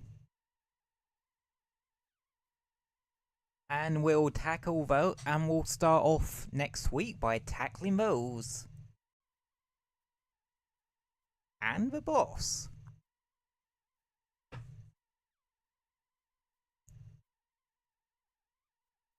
Cause and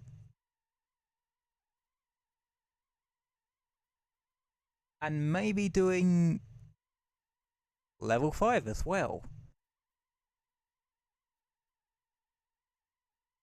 Cause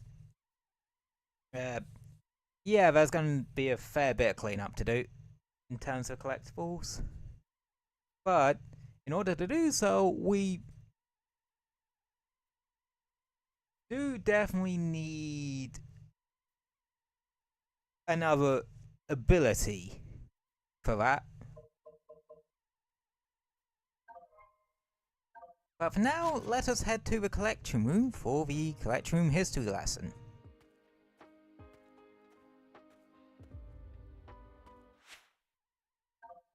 Actually, no. There should be... Yep. I wanted to grab the other one of this first. Because, I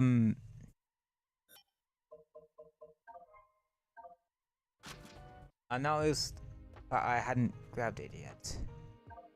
As always, let's start with Shadow's history. We got quite a bit of cover. And we'll actually go in chronological order, because they've done them out of order here. Rouge, treasure hunter and spy, broke into Eggman's base and found Shadow, sealed in stasis. And Omega.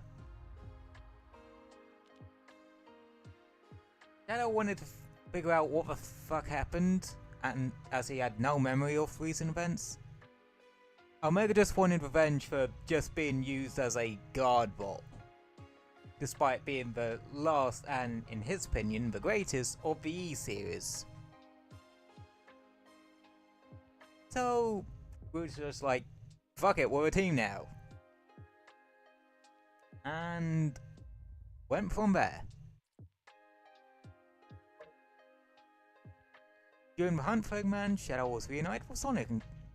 Well, reunited is a strong word. They just beat the crap out of each other for... And Team Chaotix. I don't think they actually fought Team Amy at any point during Sonic Heroes. Shadow came across androids that looked just like him in Rail Canyon. That's why that's significant. Shadow began to doubt himself, if he was real or not. In the end,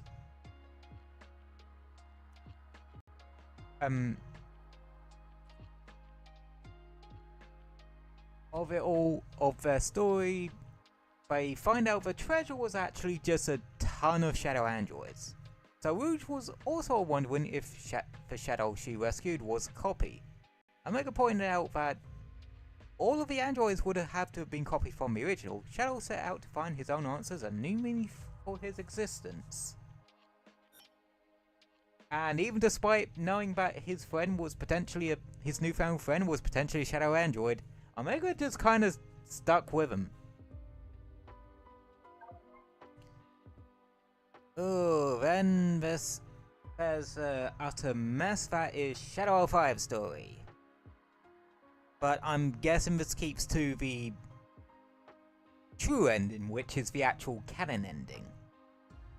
With no memory of purpose, Shadow had lost all interest in Earth and humanity. Earth was interrupted by the invasion of the Black Arms from the Black Comet.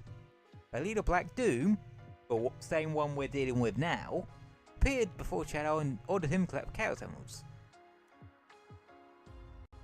Shadow felt not loyalty, but assumed he would have the answers he sought, so he seeked out the emeralds and gained his memory. Shadow remembered his promise to Maria. Techworld, he also learned that Gerald used Black Arm's DNA to create him, not as a loyal soldier, but as the ultimate weapon to defeat the aliens. Desperate Shadow used the Chaos Emeralds to become Super Shadow, defeat Black Doom, and end the alien invasion. With his original mission complete, he decided to put his past behind him. Look how well that fucking went.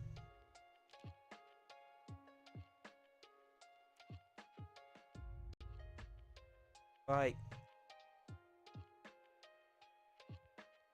And yeah, that's actually the original, like I mentioned earlier, that was the original function of the Eclipse Cannon, for Shadow to use it to defeat Black Doom.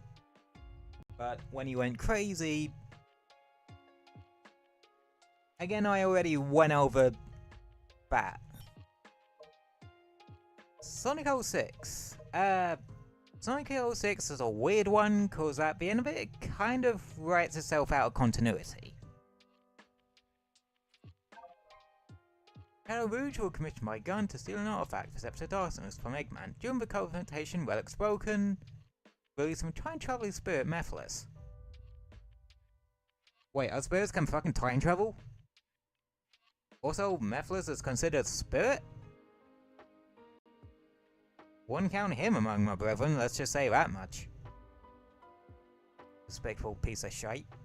Mephiles took on a new form, inhabiting Shadow's shadow. I just love that fucking line. Just Shadow's shadow. Try saying that 5 times quick. Shadow, shadow, shadow, shadow, shadow, shadow, shadow, shadow, shadow, shadow. And I only nearly lost track of it once. He then banished him to the Shadow Realm, not to the future. Still was future, actually.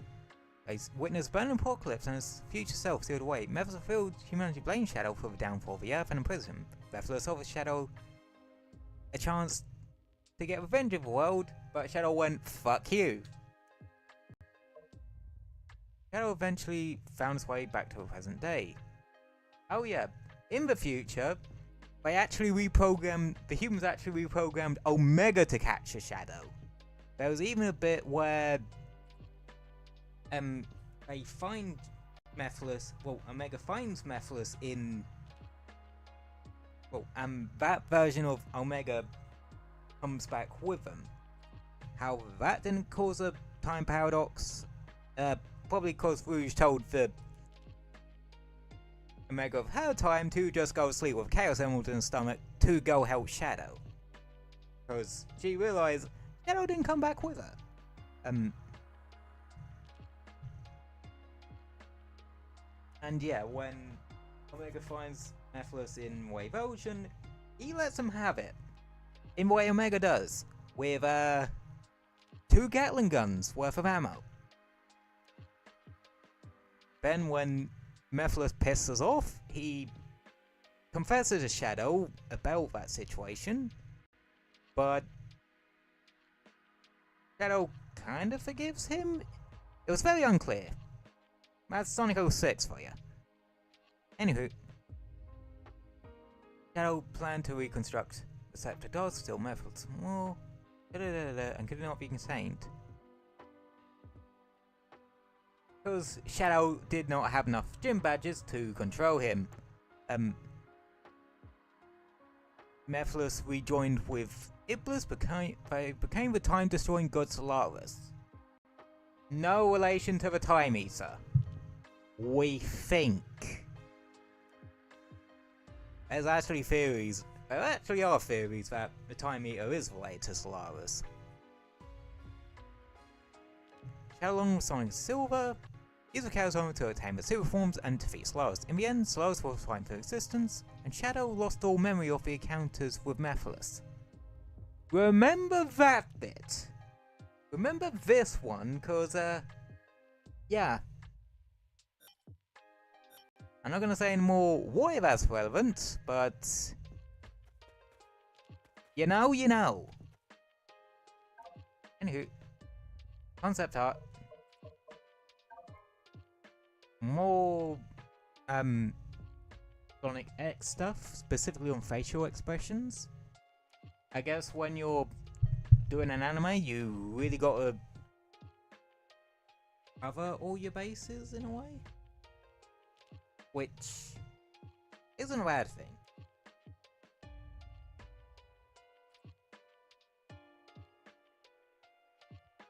It's like if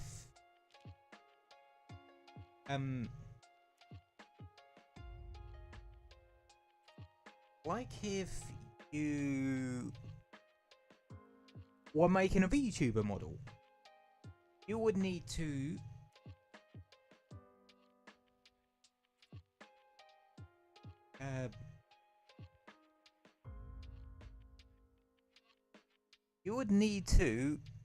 make sure you show all relevant angles and that sort of thing. Same concept here. You kind of need to show specific angles and that. Shadow 2D illustrations. Left one's probably for some Sonic 06 promos or Rivals Primal stuff. Middle one's probably for SA2. Right one's probably just general Sonic cast ensemble.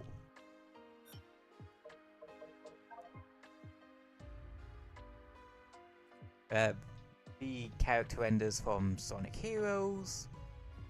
Left one is promotional renders and that sort of thing. One on the right actually looks, that's actually, I think, meant to be their in-game models, or a loose representation of their in-game models.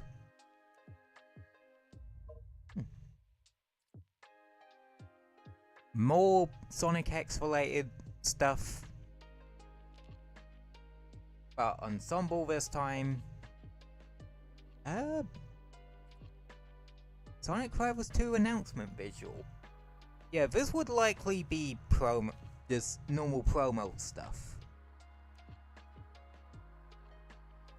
So, in the first Sonic Rivals game, you had 5 playable characters: Sonic, Knuckles, Shadow, Silver, and Metal Sonic.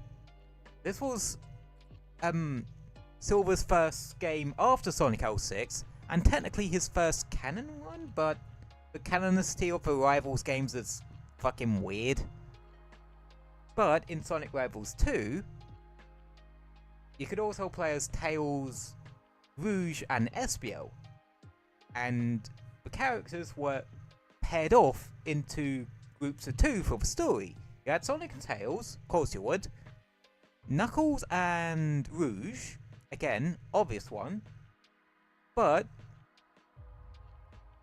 the other 2 are very weird. You had Silver with Espio, that's why,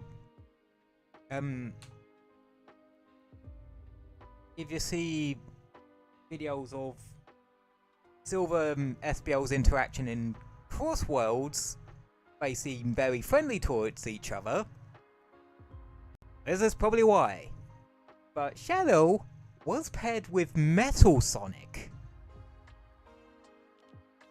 Yeah, Sonic Rivals 2 had some weird pairings. It's a weird game too. And that's artwork from Sonic Rivals 1. No Metal Sonic in sight though. As more SA2 related stuff, you can tell by Sonic's shoes. Probably some promo banner for Sonic Adventure 2. Shadow's color palette. And, oh, I think.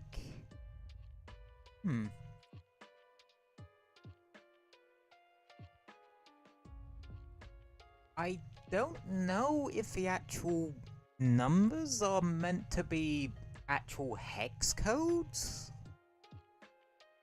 because, well, they don't look like hex codes, because of the fact that they don't have the hash in front of them. Hex codes always have a hash in front of them and are made up of 6 numbers or letters.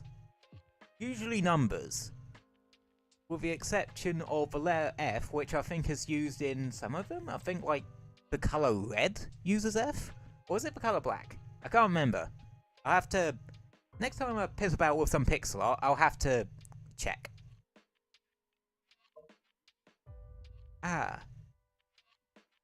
This is an interesting one. Right. On the left, you have Shadow's Rider's outfit. And I think that actually might be his zero gravity design actually, because of the thing around his left ankle. So, the whole gimmick with zero gravity was that you could control gravity, and each character had a item on them that controlled gravity. In the story, they're called the Arcs of the Cosmos, and there's technically only 5 of them, but it gives a sort of visual thing, I guess, for showing, oh yeah, this is where they have their gravity controlling the doodle. Like, Some will have it on their right arm, like Sonic. Some will have it over their on their left wrist, like Jet. Some, like Knights in Silver, had a little pocket Madoodle that did the same function. And I'm guessing, because I think this is the Zero Gravity version of Rider's Shadow, it seems like he has it over his left ankle. Middle one, technically not Shadow, but Sir Lancelot, because from Sonic and the Black Knight. Because much like Sonic and the Secret Rings, Sonic's friends just kind of take the role of different characters from that storybook. And in the world of Arthurian legend, Shadow is Sir Lancelot. But he still has Chaos Control for some reason. And the rocket shoes. No, and the air shoes. They're technically called air shoes. I feel like he would be very pedantic on that one. The one on the right is an unlockable outfit. Well, a additional outfit he can have in Sonic Adventure 2 Battles multiplayer mode.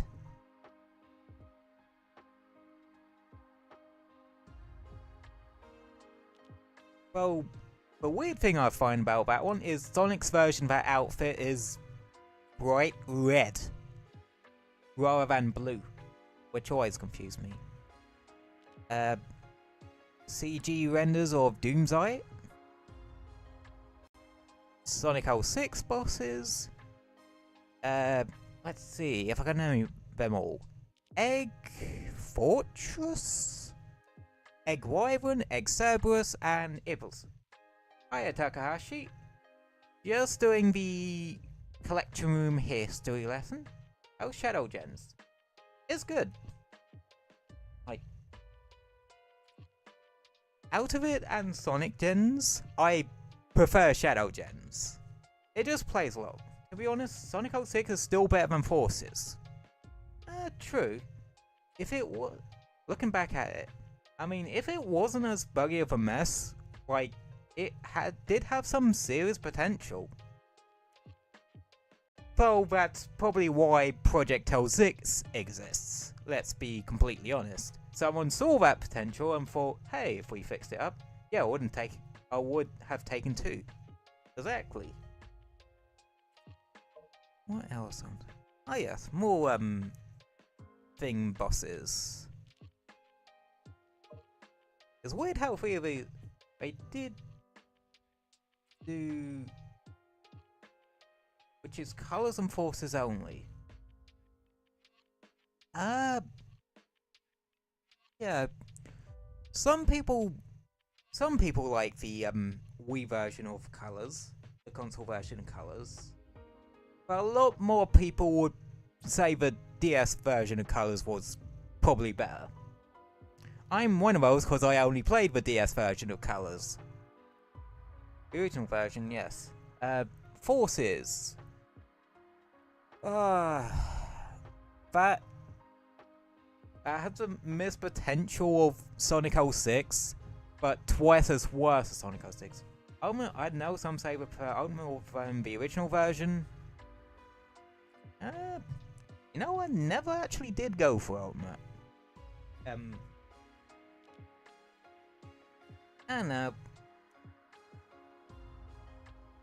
Just cause some of console Sonic Colors level design doesn't really speak to me too much. I'm just happy sticking to the DS version. Also, my bad if I said it like that. No worries. I'm not particularly great at articulating my thoughts myself, so... You're in good company there.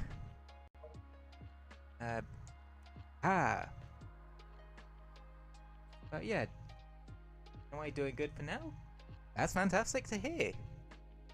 Oh, this is an interesting one to see. Shadow size scale sheet. Basically, how about you? I'm doing good. Had a very nice chill day. Yeah. Huh. So I'm guessing this is generally the sort of size graph I use. That's actually got me curious. So, good to hear. It also time meters just nah for me as a boss. Yeah. Sonic Generations 3DS did actually do better than the console one in that regard. Because the time meter fighting that was actually good. I do like his model though. Oh yeah, he has a great fucking design. Where was I? Oh yeah. Seeing what 110 centimeters is actually in inches. And feet. Yep, that's roughly about 3'7". Huh. I thought most Sonic characters were about 3'3". I do love the intro cutscene in the console version or in the PC version. That is fair enough. Like, with the exception of the final boss, console version is the superior one. The tiny boss cutscene of it. Oh yeah, the 3DS just really didn't have great cutscenes.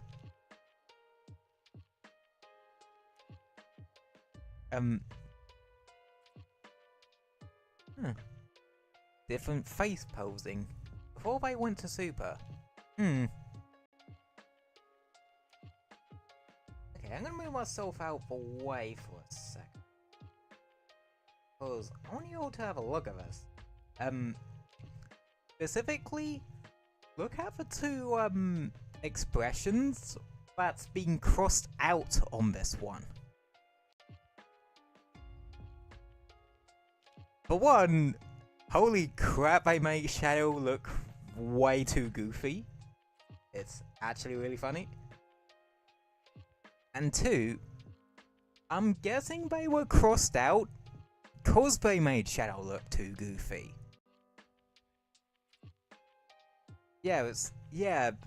It's weird seeing Shadow have that much of a grin. I didn't really watch that. Fair enough. Because art is not my type. Oh, okay.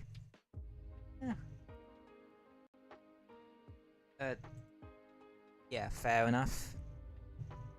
Not everyone's into art or design or anything like that, which is fair enough. But yeah, it has some okay weird but okay moments. I suppose all art kinda does. Oh. That's kind of concept art. I do love art, don't get me wrong, but this type of art though, nah, not for me. Okay, you're not a big fan of like behind the scenes game art, like concept art and that. Well, I personally find it actually really fascinating myself. Just to the goofy ass ones. Fair enough. But yeah, I do find concept art just utterly fascinating.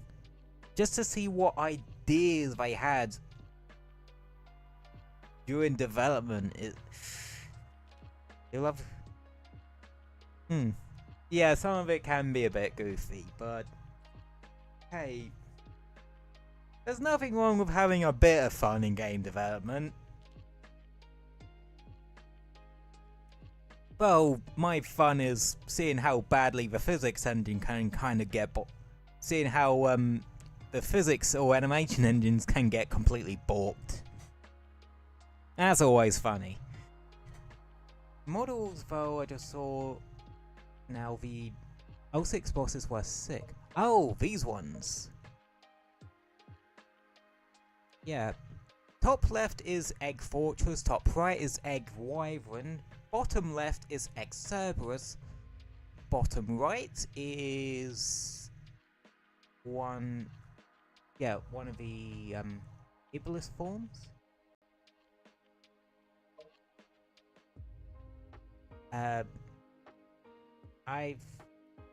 Iblis phase 3.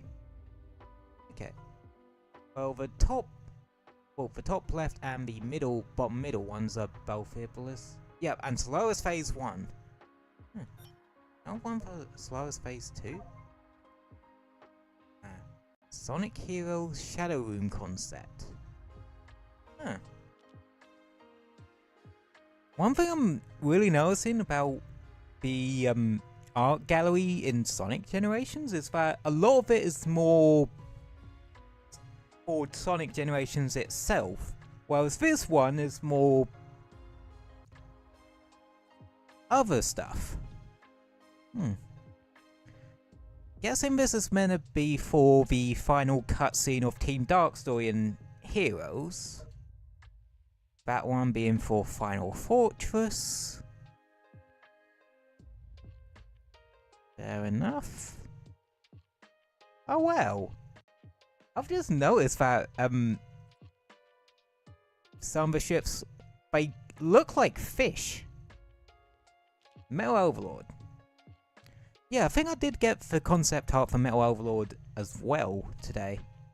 But yeah, notice how the big one looks like a whale, the smaller one looks like a manta ray, and the very small ones look like small fish.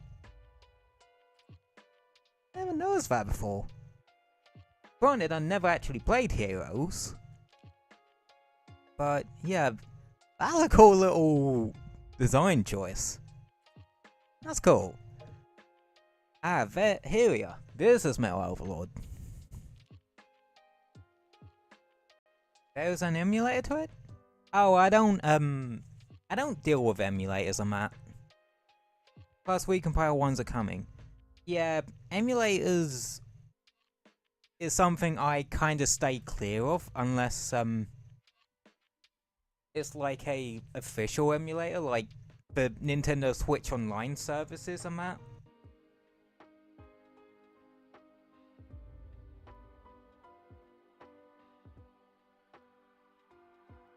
Yeah, but well, Xenia is clear and mods. Yeah, but I'm just very cautious with things like that sometimes.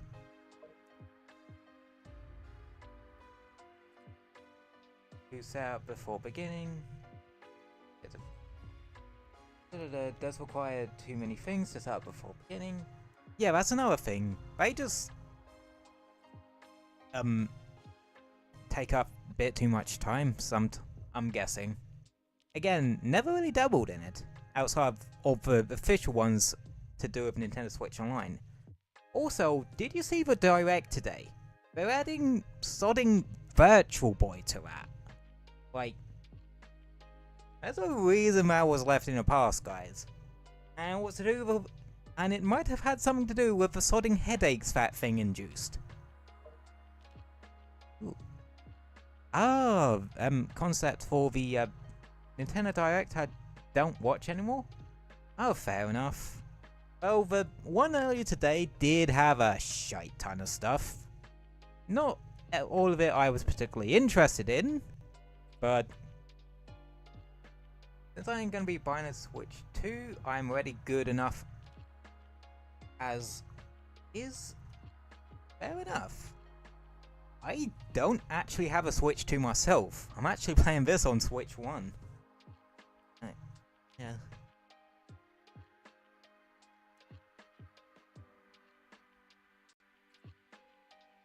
But yeah, I usually like to wait before getting a new console. To see what games on there actually interest me. So, I would probably get a Switch 2 at some point, but later down the line.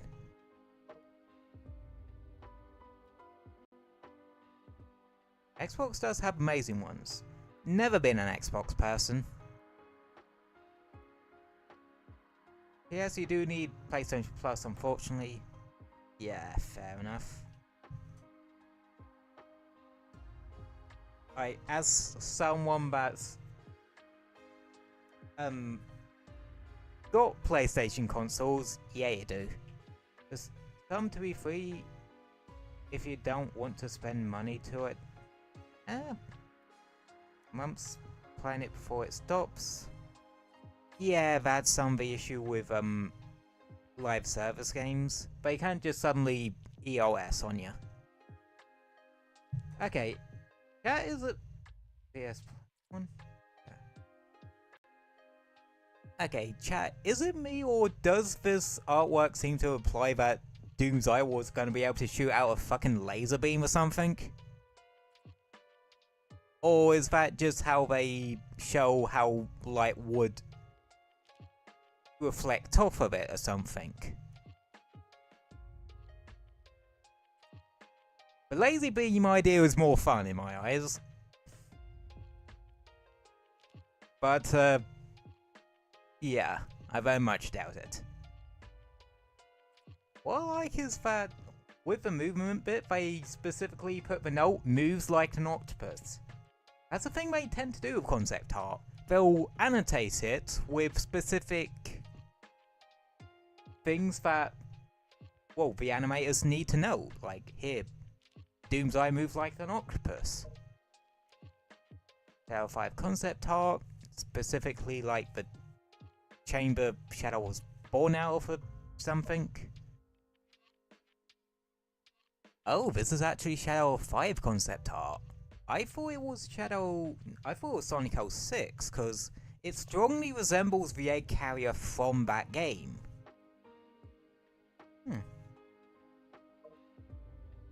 Speaking of which, Shadow. Well, some of it's Shadow. Actually, I think they might have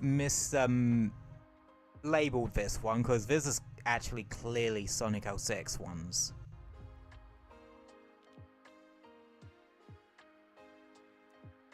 You gotta admit, the badniks in Sonic 06 were pretty cool looking. Nicholas design. Oh, that's pretty. Slap that on a t-shirt. And you'll have a lot of people buying that one. Any other parts? Ooh. Okay, this is another kind of sketch I really like seeing. Level design sketches.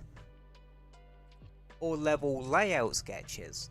Basically, it's them essentially them thinking out loud about how the level design for a specific level is going to play out. Like, I always find these pretty fascinating, because, well, it just is. One for Casino Park.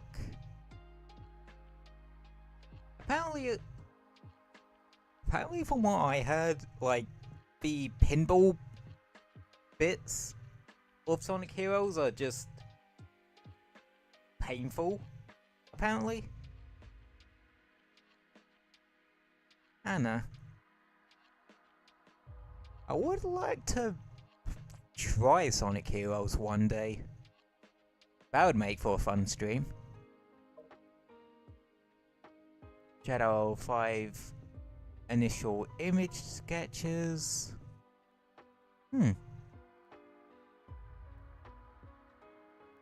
Now, Shadow the Hedgehog initial image sketch. Yeah, does seem like it was for Shadow 5. Okay, so I'm guessing they conceptualized Sonic and crew being the supporting cast for the game pretty early on. I suppose that makes sense. you would want to conceptualize, well, figure out what characters are going to be in a particular game as soon as possible.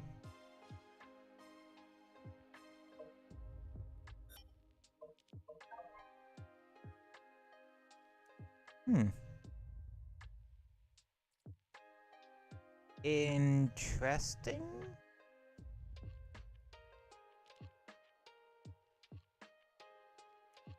Unless this was one supposed to be like a concept sketch for maybe a flashback to Heroes or something. Or to something else.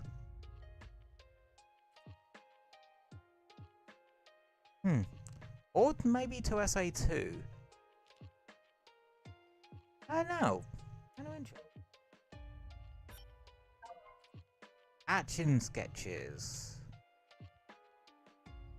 Basically how the animation for certain gimmicks would play out, or the gimmicks themselves.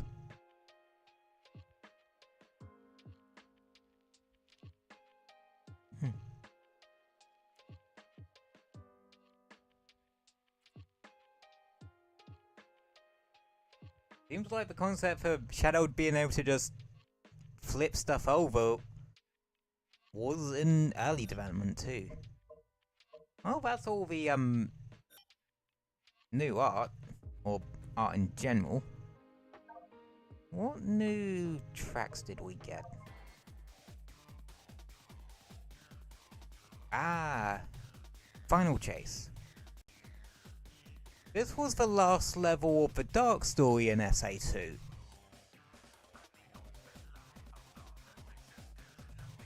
With Space Colony arc in this game, the Act 2 kind of taking parts from it, like the gravity cylinder thingies. Whereas Act 1 seems to take more from Final Chase, which was Sonic's version of a level. Event Sonic vs. Shadow. Oh, yeah, this is for the cutscene. You know, the one where Shadow and Sonic and Shadow are talking after Sonic manages to chaos control himself back onto the Ark. One where Sonic goes, "What you see is what you get. A guy who loves adventure." I can't do impressions. Ones. Final Fortress.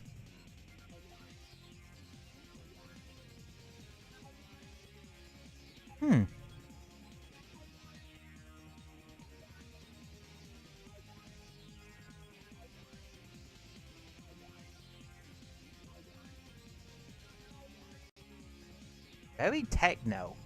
What do you expect from an Eggman Fortress? Black Bull.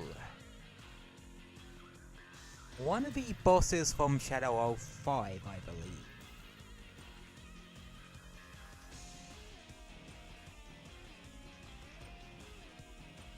I think if you did the hero mission from in the first level, that would lead you immediately into a boss fight against Black Bull. Central City. I only really know of two real city levels from Shadow 05. Westopolis, which was the first one. And one where you had to suck up the bombs. So I'm guessing that one Central City.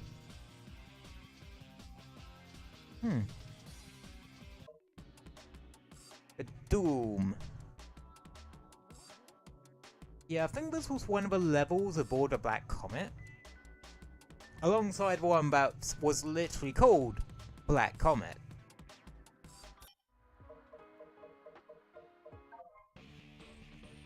Space Gadgets. Probably takes place on board the Ark itself.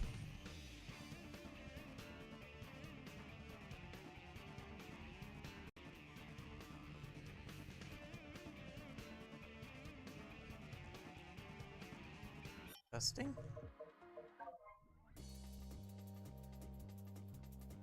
This is the one called Black Comet.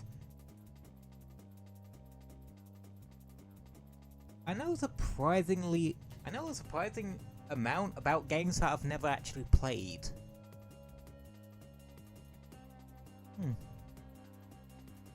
I suppose that's what happens when you consume as much YouTube as I do. You end up learning a lot of stuff. Why do you think a lot of my gaming trivia comes from? Like, I love watching random gaming trivia videos and such.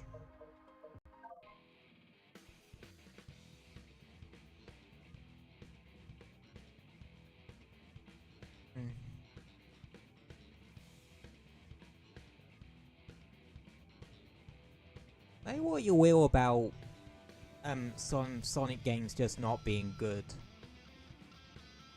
The soundtrack definitely was. Medical Train. I suppose I think some of the Sonic 06 soundtrack you don't hear too much of just cause they're drowned out by ones like Wave Ocean and Wave Ocean, White Acropolis, and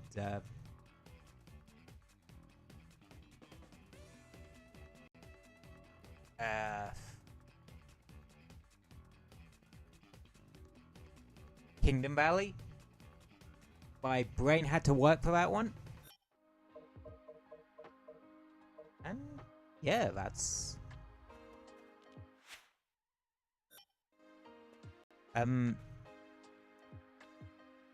the collection room history lesson for today. The rest of the songs are still to find. Exactly. And I'm gonna make sure I get every single one of them. But that's for next week. It's good seeing you though. Thank you. I'm very glad that you enjoyed it. Good. Take care. You too. We're now gonna chat for about 5-10 minutes. Yeah, I do the collection room history lesson. Well, I play the game and then just go back to the Zatsu screen for 10 minutes and that. To just sort of relax and wrap up. Basically, the general structure of my streams is this. I run the intro for like about 3 to 5 minutes. Then do a opening chat or Zatsu, whatever you want to call it, for another 5 or so minutes. Then play the game. Then come back to the Zatsu screen for another 5 to 10 minutes. Then wish you all good night. Run the outro before ending. And for any folks who are new here, I usually try to stream Tuesdays, Fridays, Saturdays. If I'm able and willing. Cause yeah, I can be a little bit slow with chats, replying to chat sometimes, but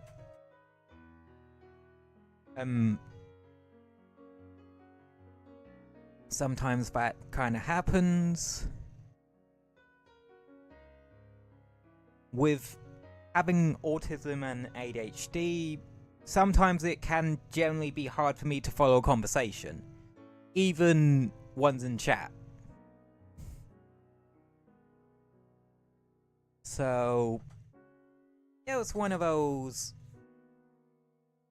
Bear with me sometimes. Or sometimes you do have to wait for my brain to catch up. And I will try to.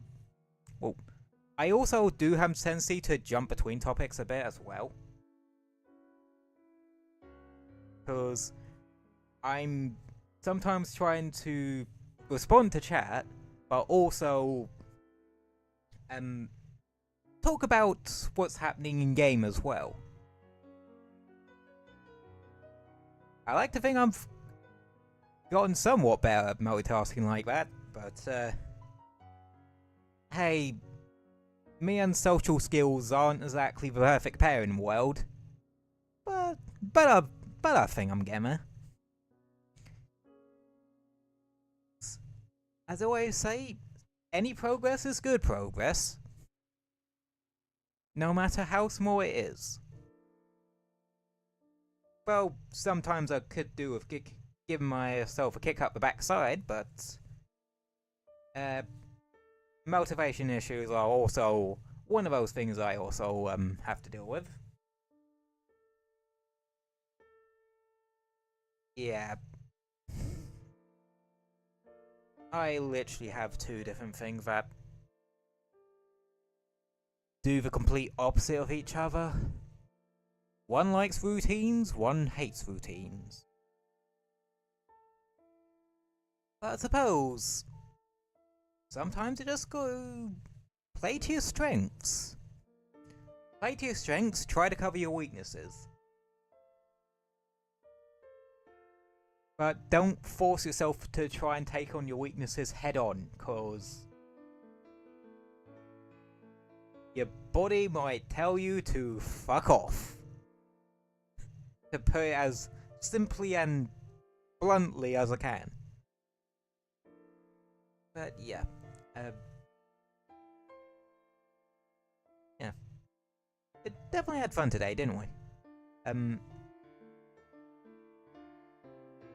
Oh yeah, to reiterate what I said a second ago, streams I tried to stream Tuesday, Friday, Saturday of week at 7:30 UK time, because I am English. And we do tend to, we do have one of the most awkward time zones ever when it comes to streaming. I will admit that one, but that ain't gonna stop me. But yeah, anywho, keep mentioning about what days I am streaming. Let us go over the last day I'm streaming this week, which, yeah, we did Sonic X Shadow Generate. Well, we did Shadow Gens Part 2 today. And tomorrow is our weekend grinding stream, which is Monster Hunter Wilds. I know the Playstar event for Warframe is out.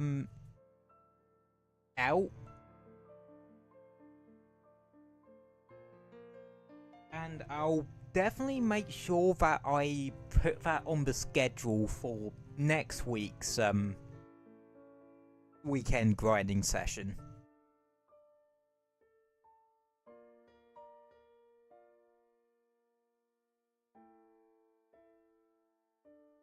Cause, well, I don't wanna.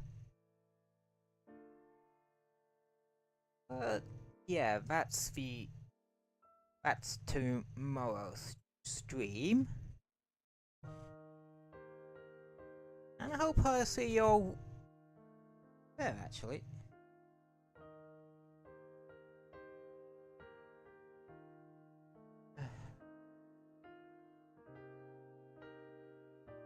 Anything else I have to add on to that? No, not really. Huh. We went for a fair while today. Like, kind of weird for my streams to push up to the, more up to the 3-hour mark. Well, we kind of have recently. Granted, part of that is Daemon X Machina Titanic Scion, but, yeah. I like that game, and I have actually been grinding that one in my spare time quite a bit.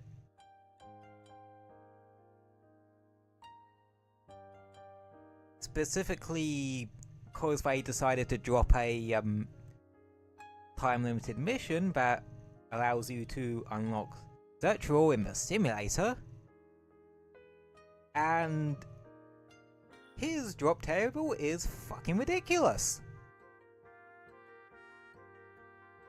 You also need a crap ton of immortal cores, which, yeah. And that's which I had weapons that actually had a large enough fucking ammo pool that I didn't constantly run out of ammo when fighting it. Every time I try to fight it.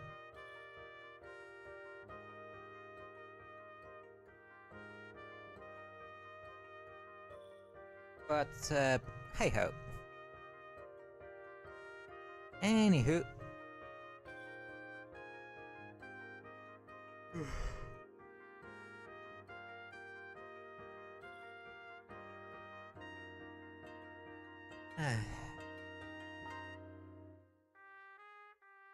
Yeah, I'm a bit tired.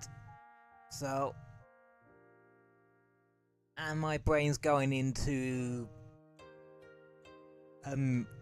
wanting to curl up in bed with some YouTube mode. So I will call it there for today. So as always, thank you all for popping in and hanging out with me. Doesn't matter if it's for 5 minutes or the entire stream. Doesn't matter if you've been chatting or lurking. All well welcome here. And I hope you enjoyed.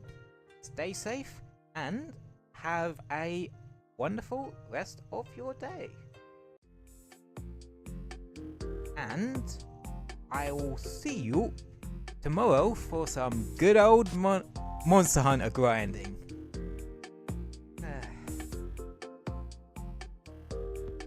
That's all. I didn't really talk about the Monster Hunter Stories 3 bit in the direct today. I can always talk about that tomorrow. Because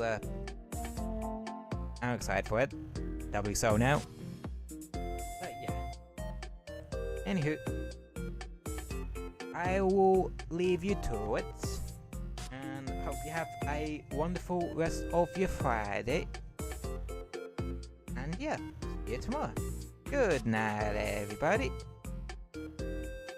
And have a wonderful weekend.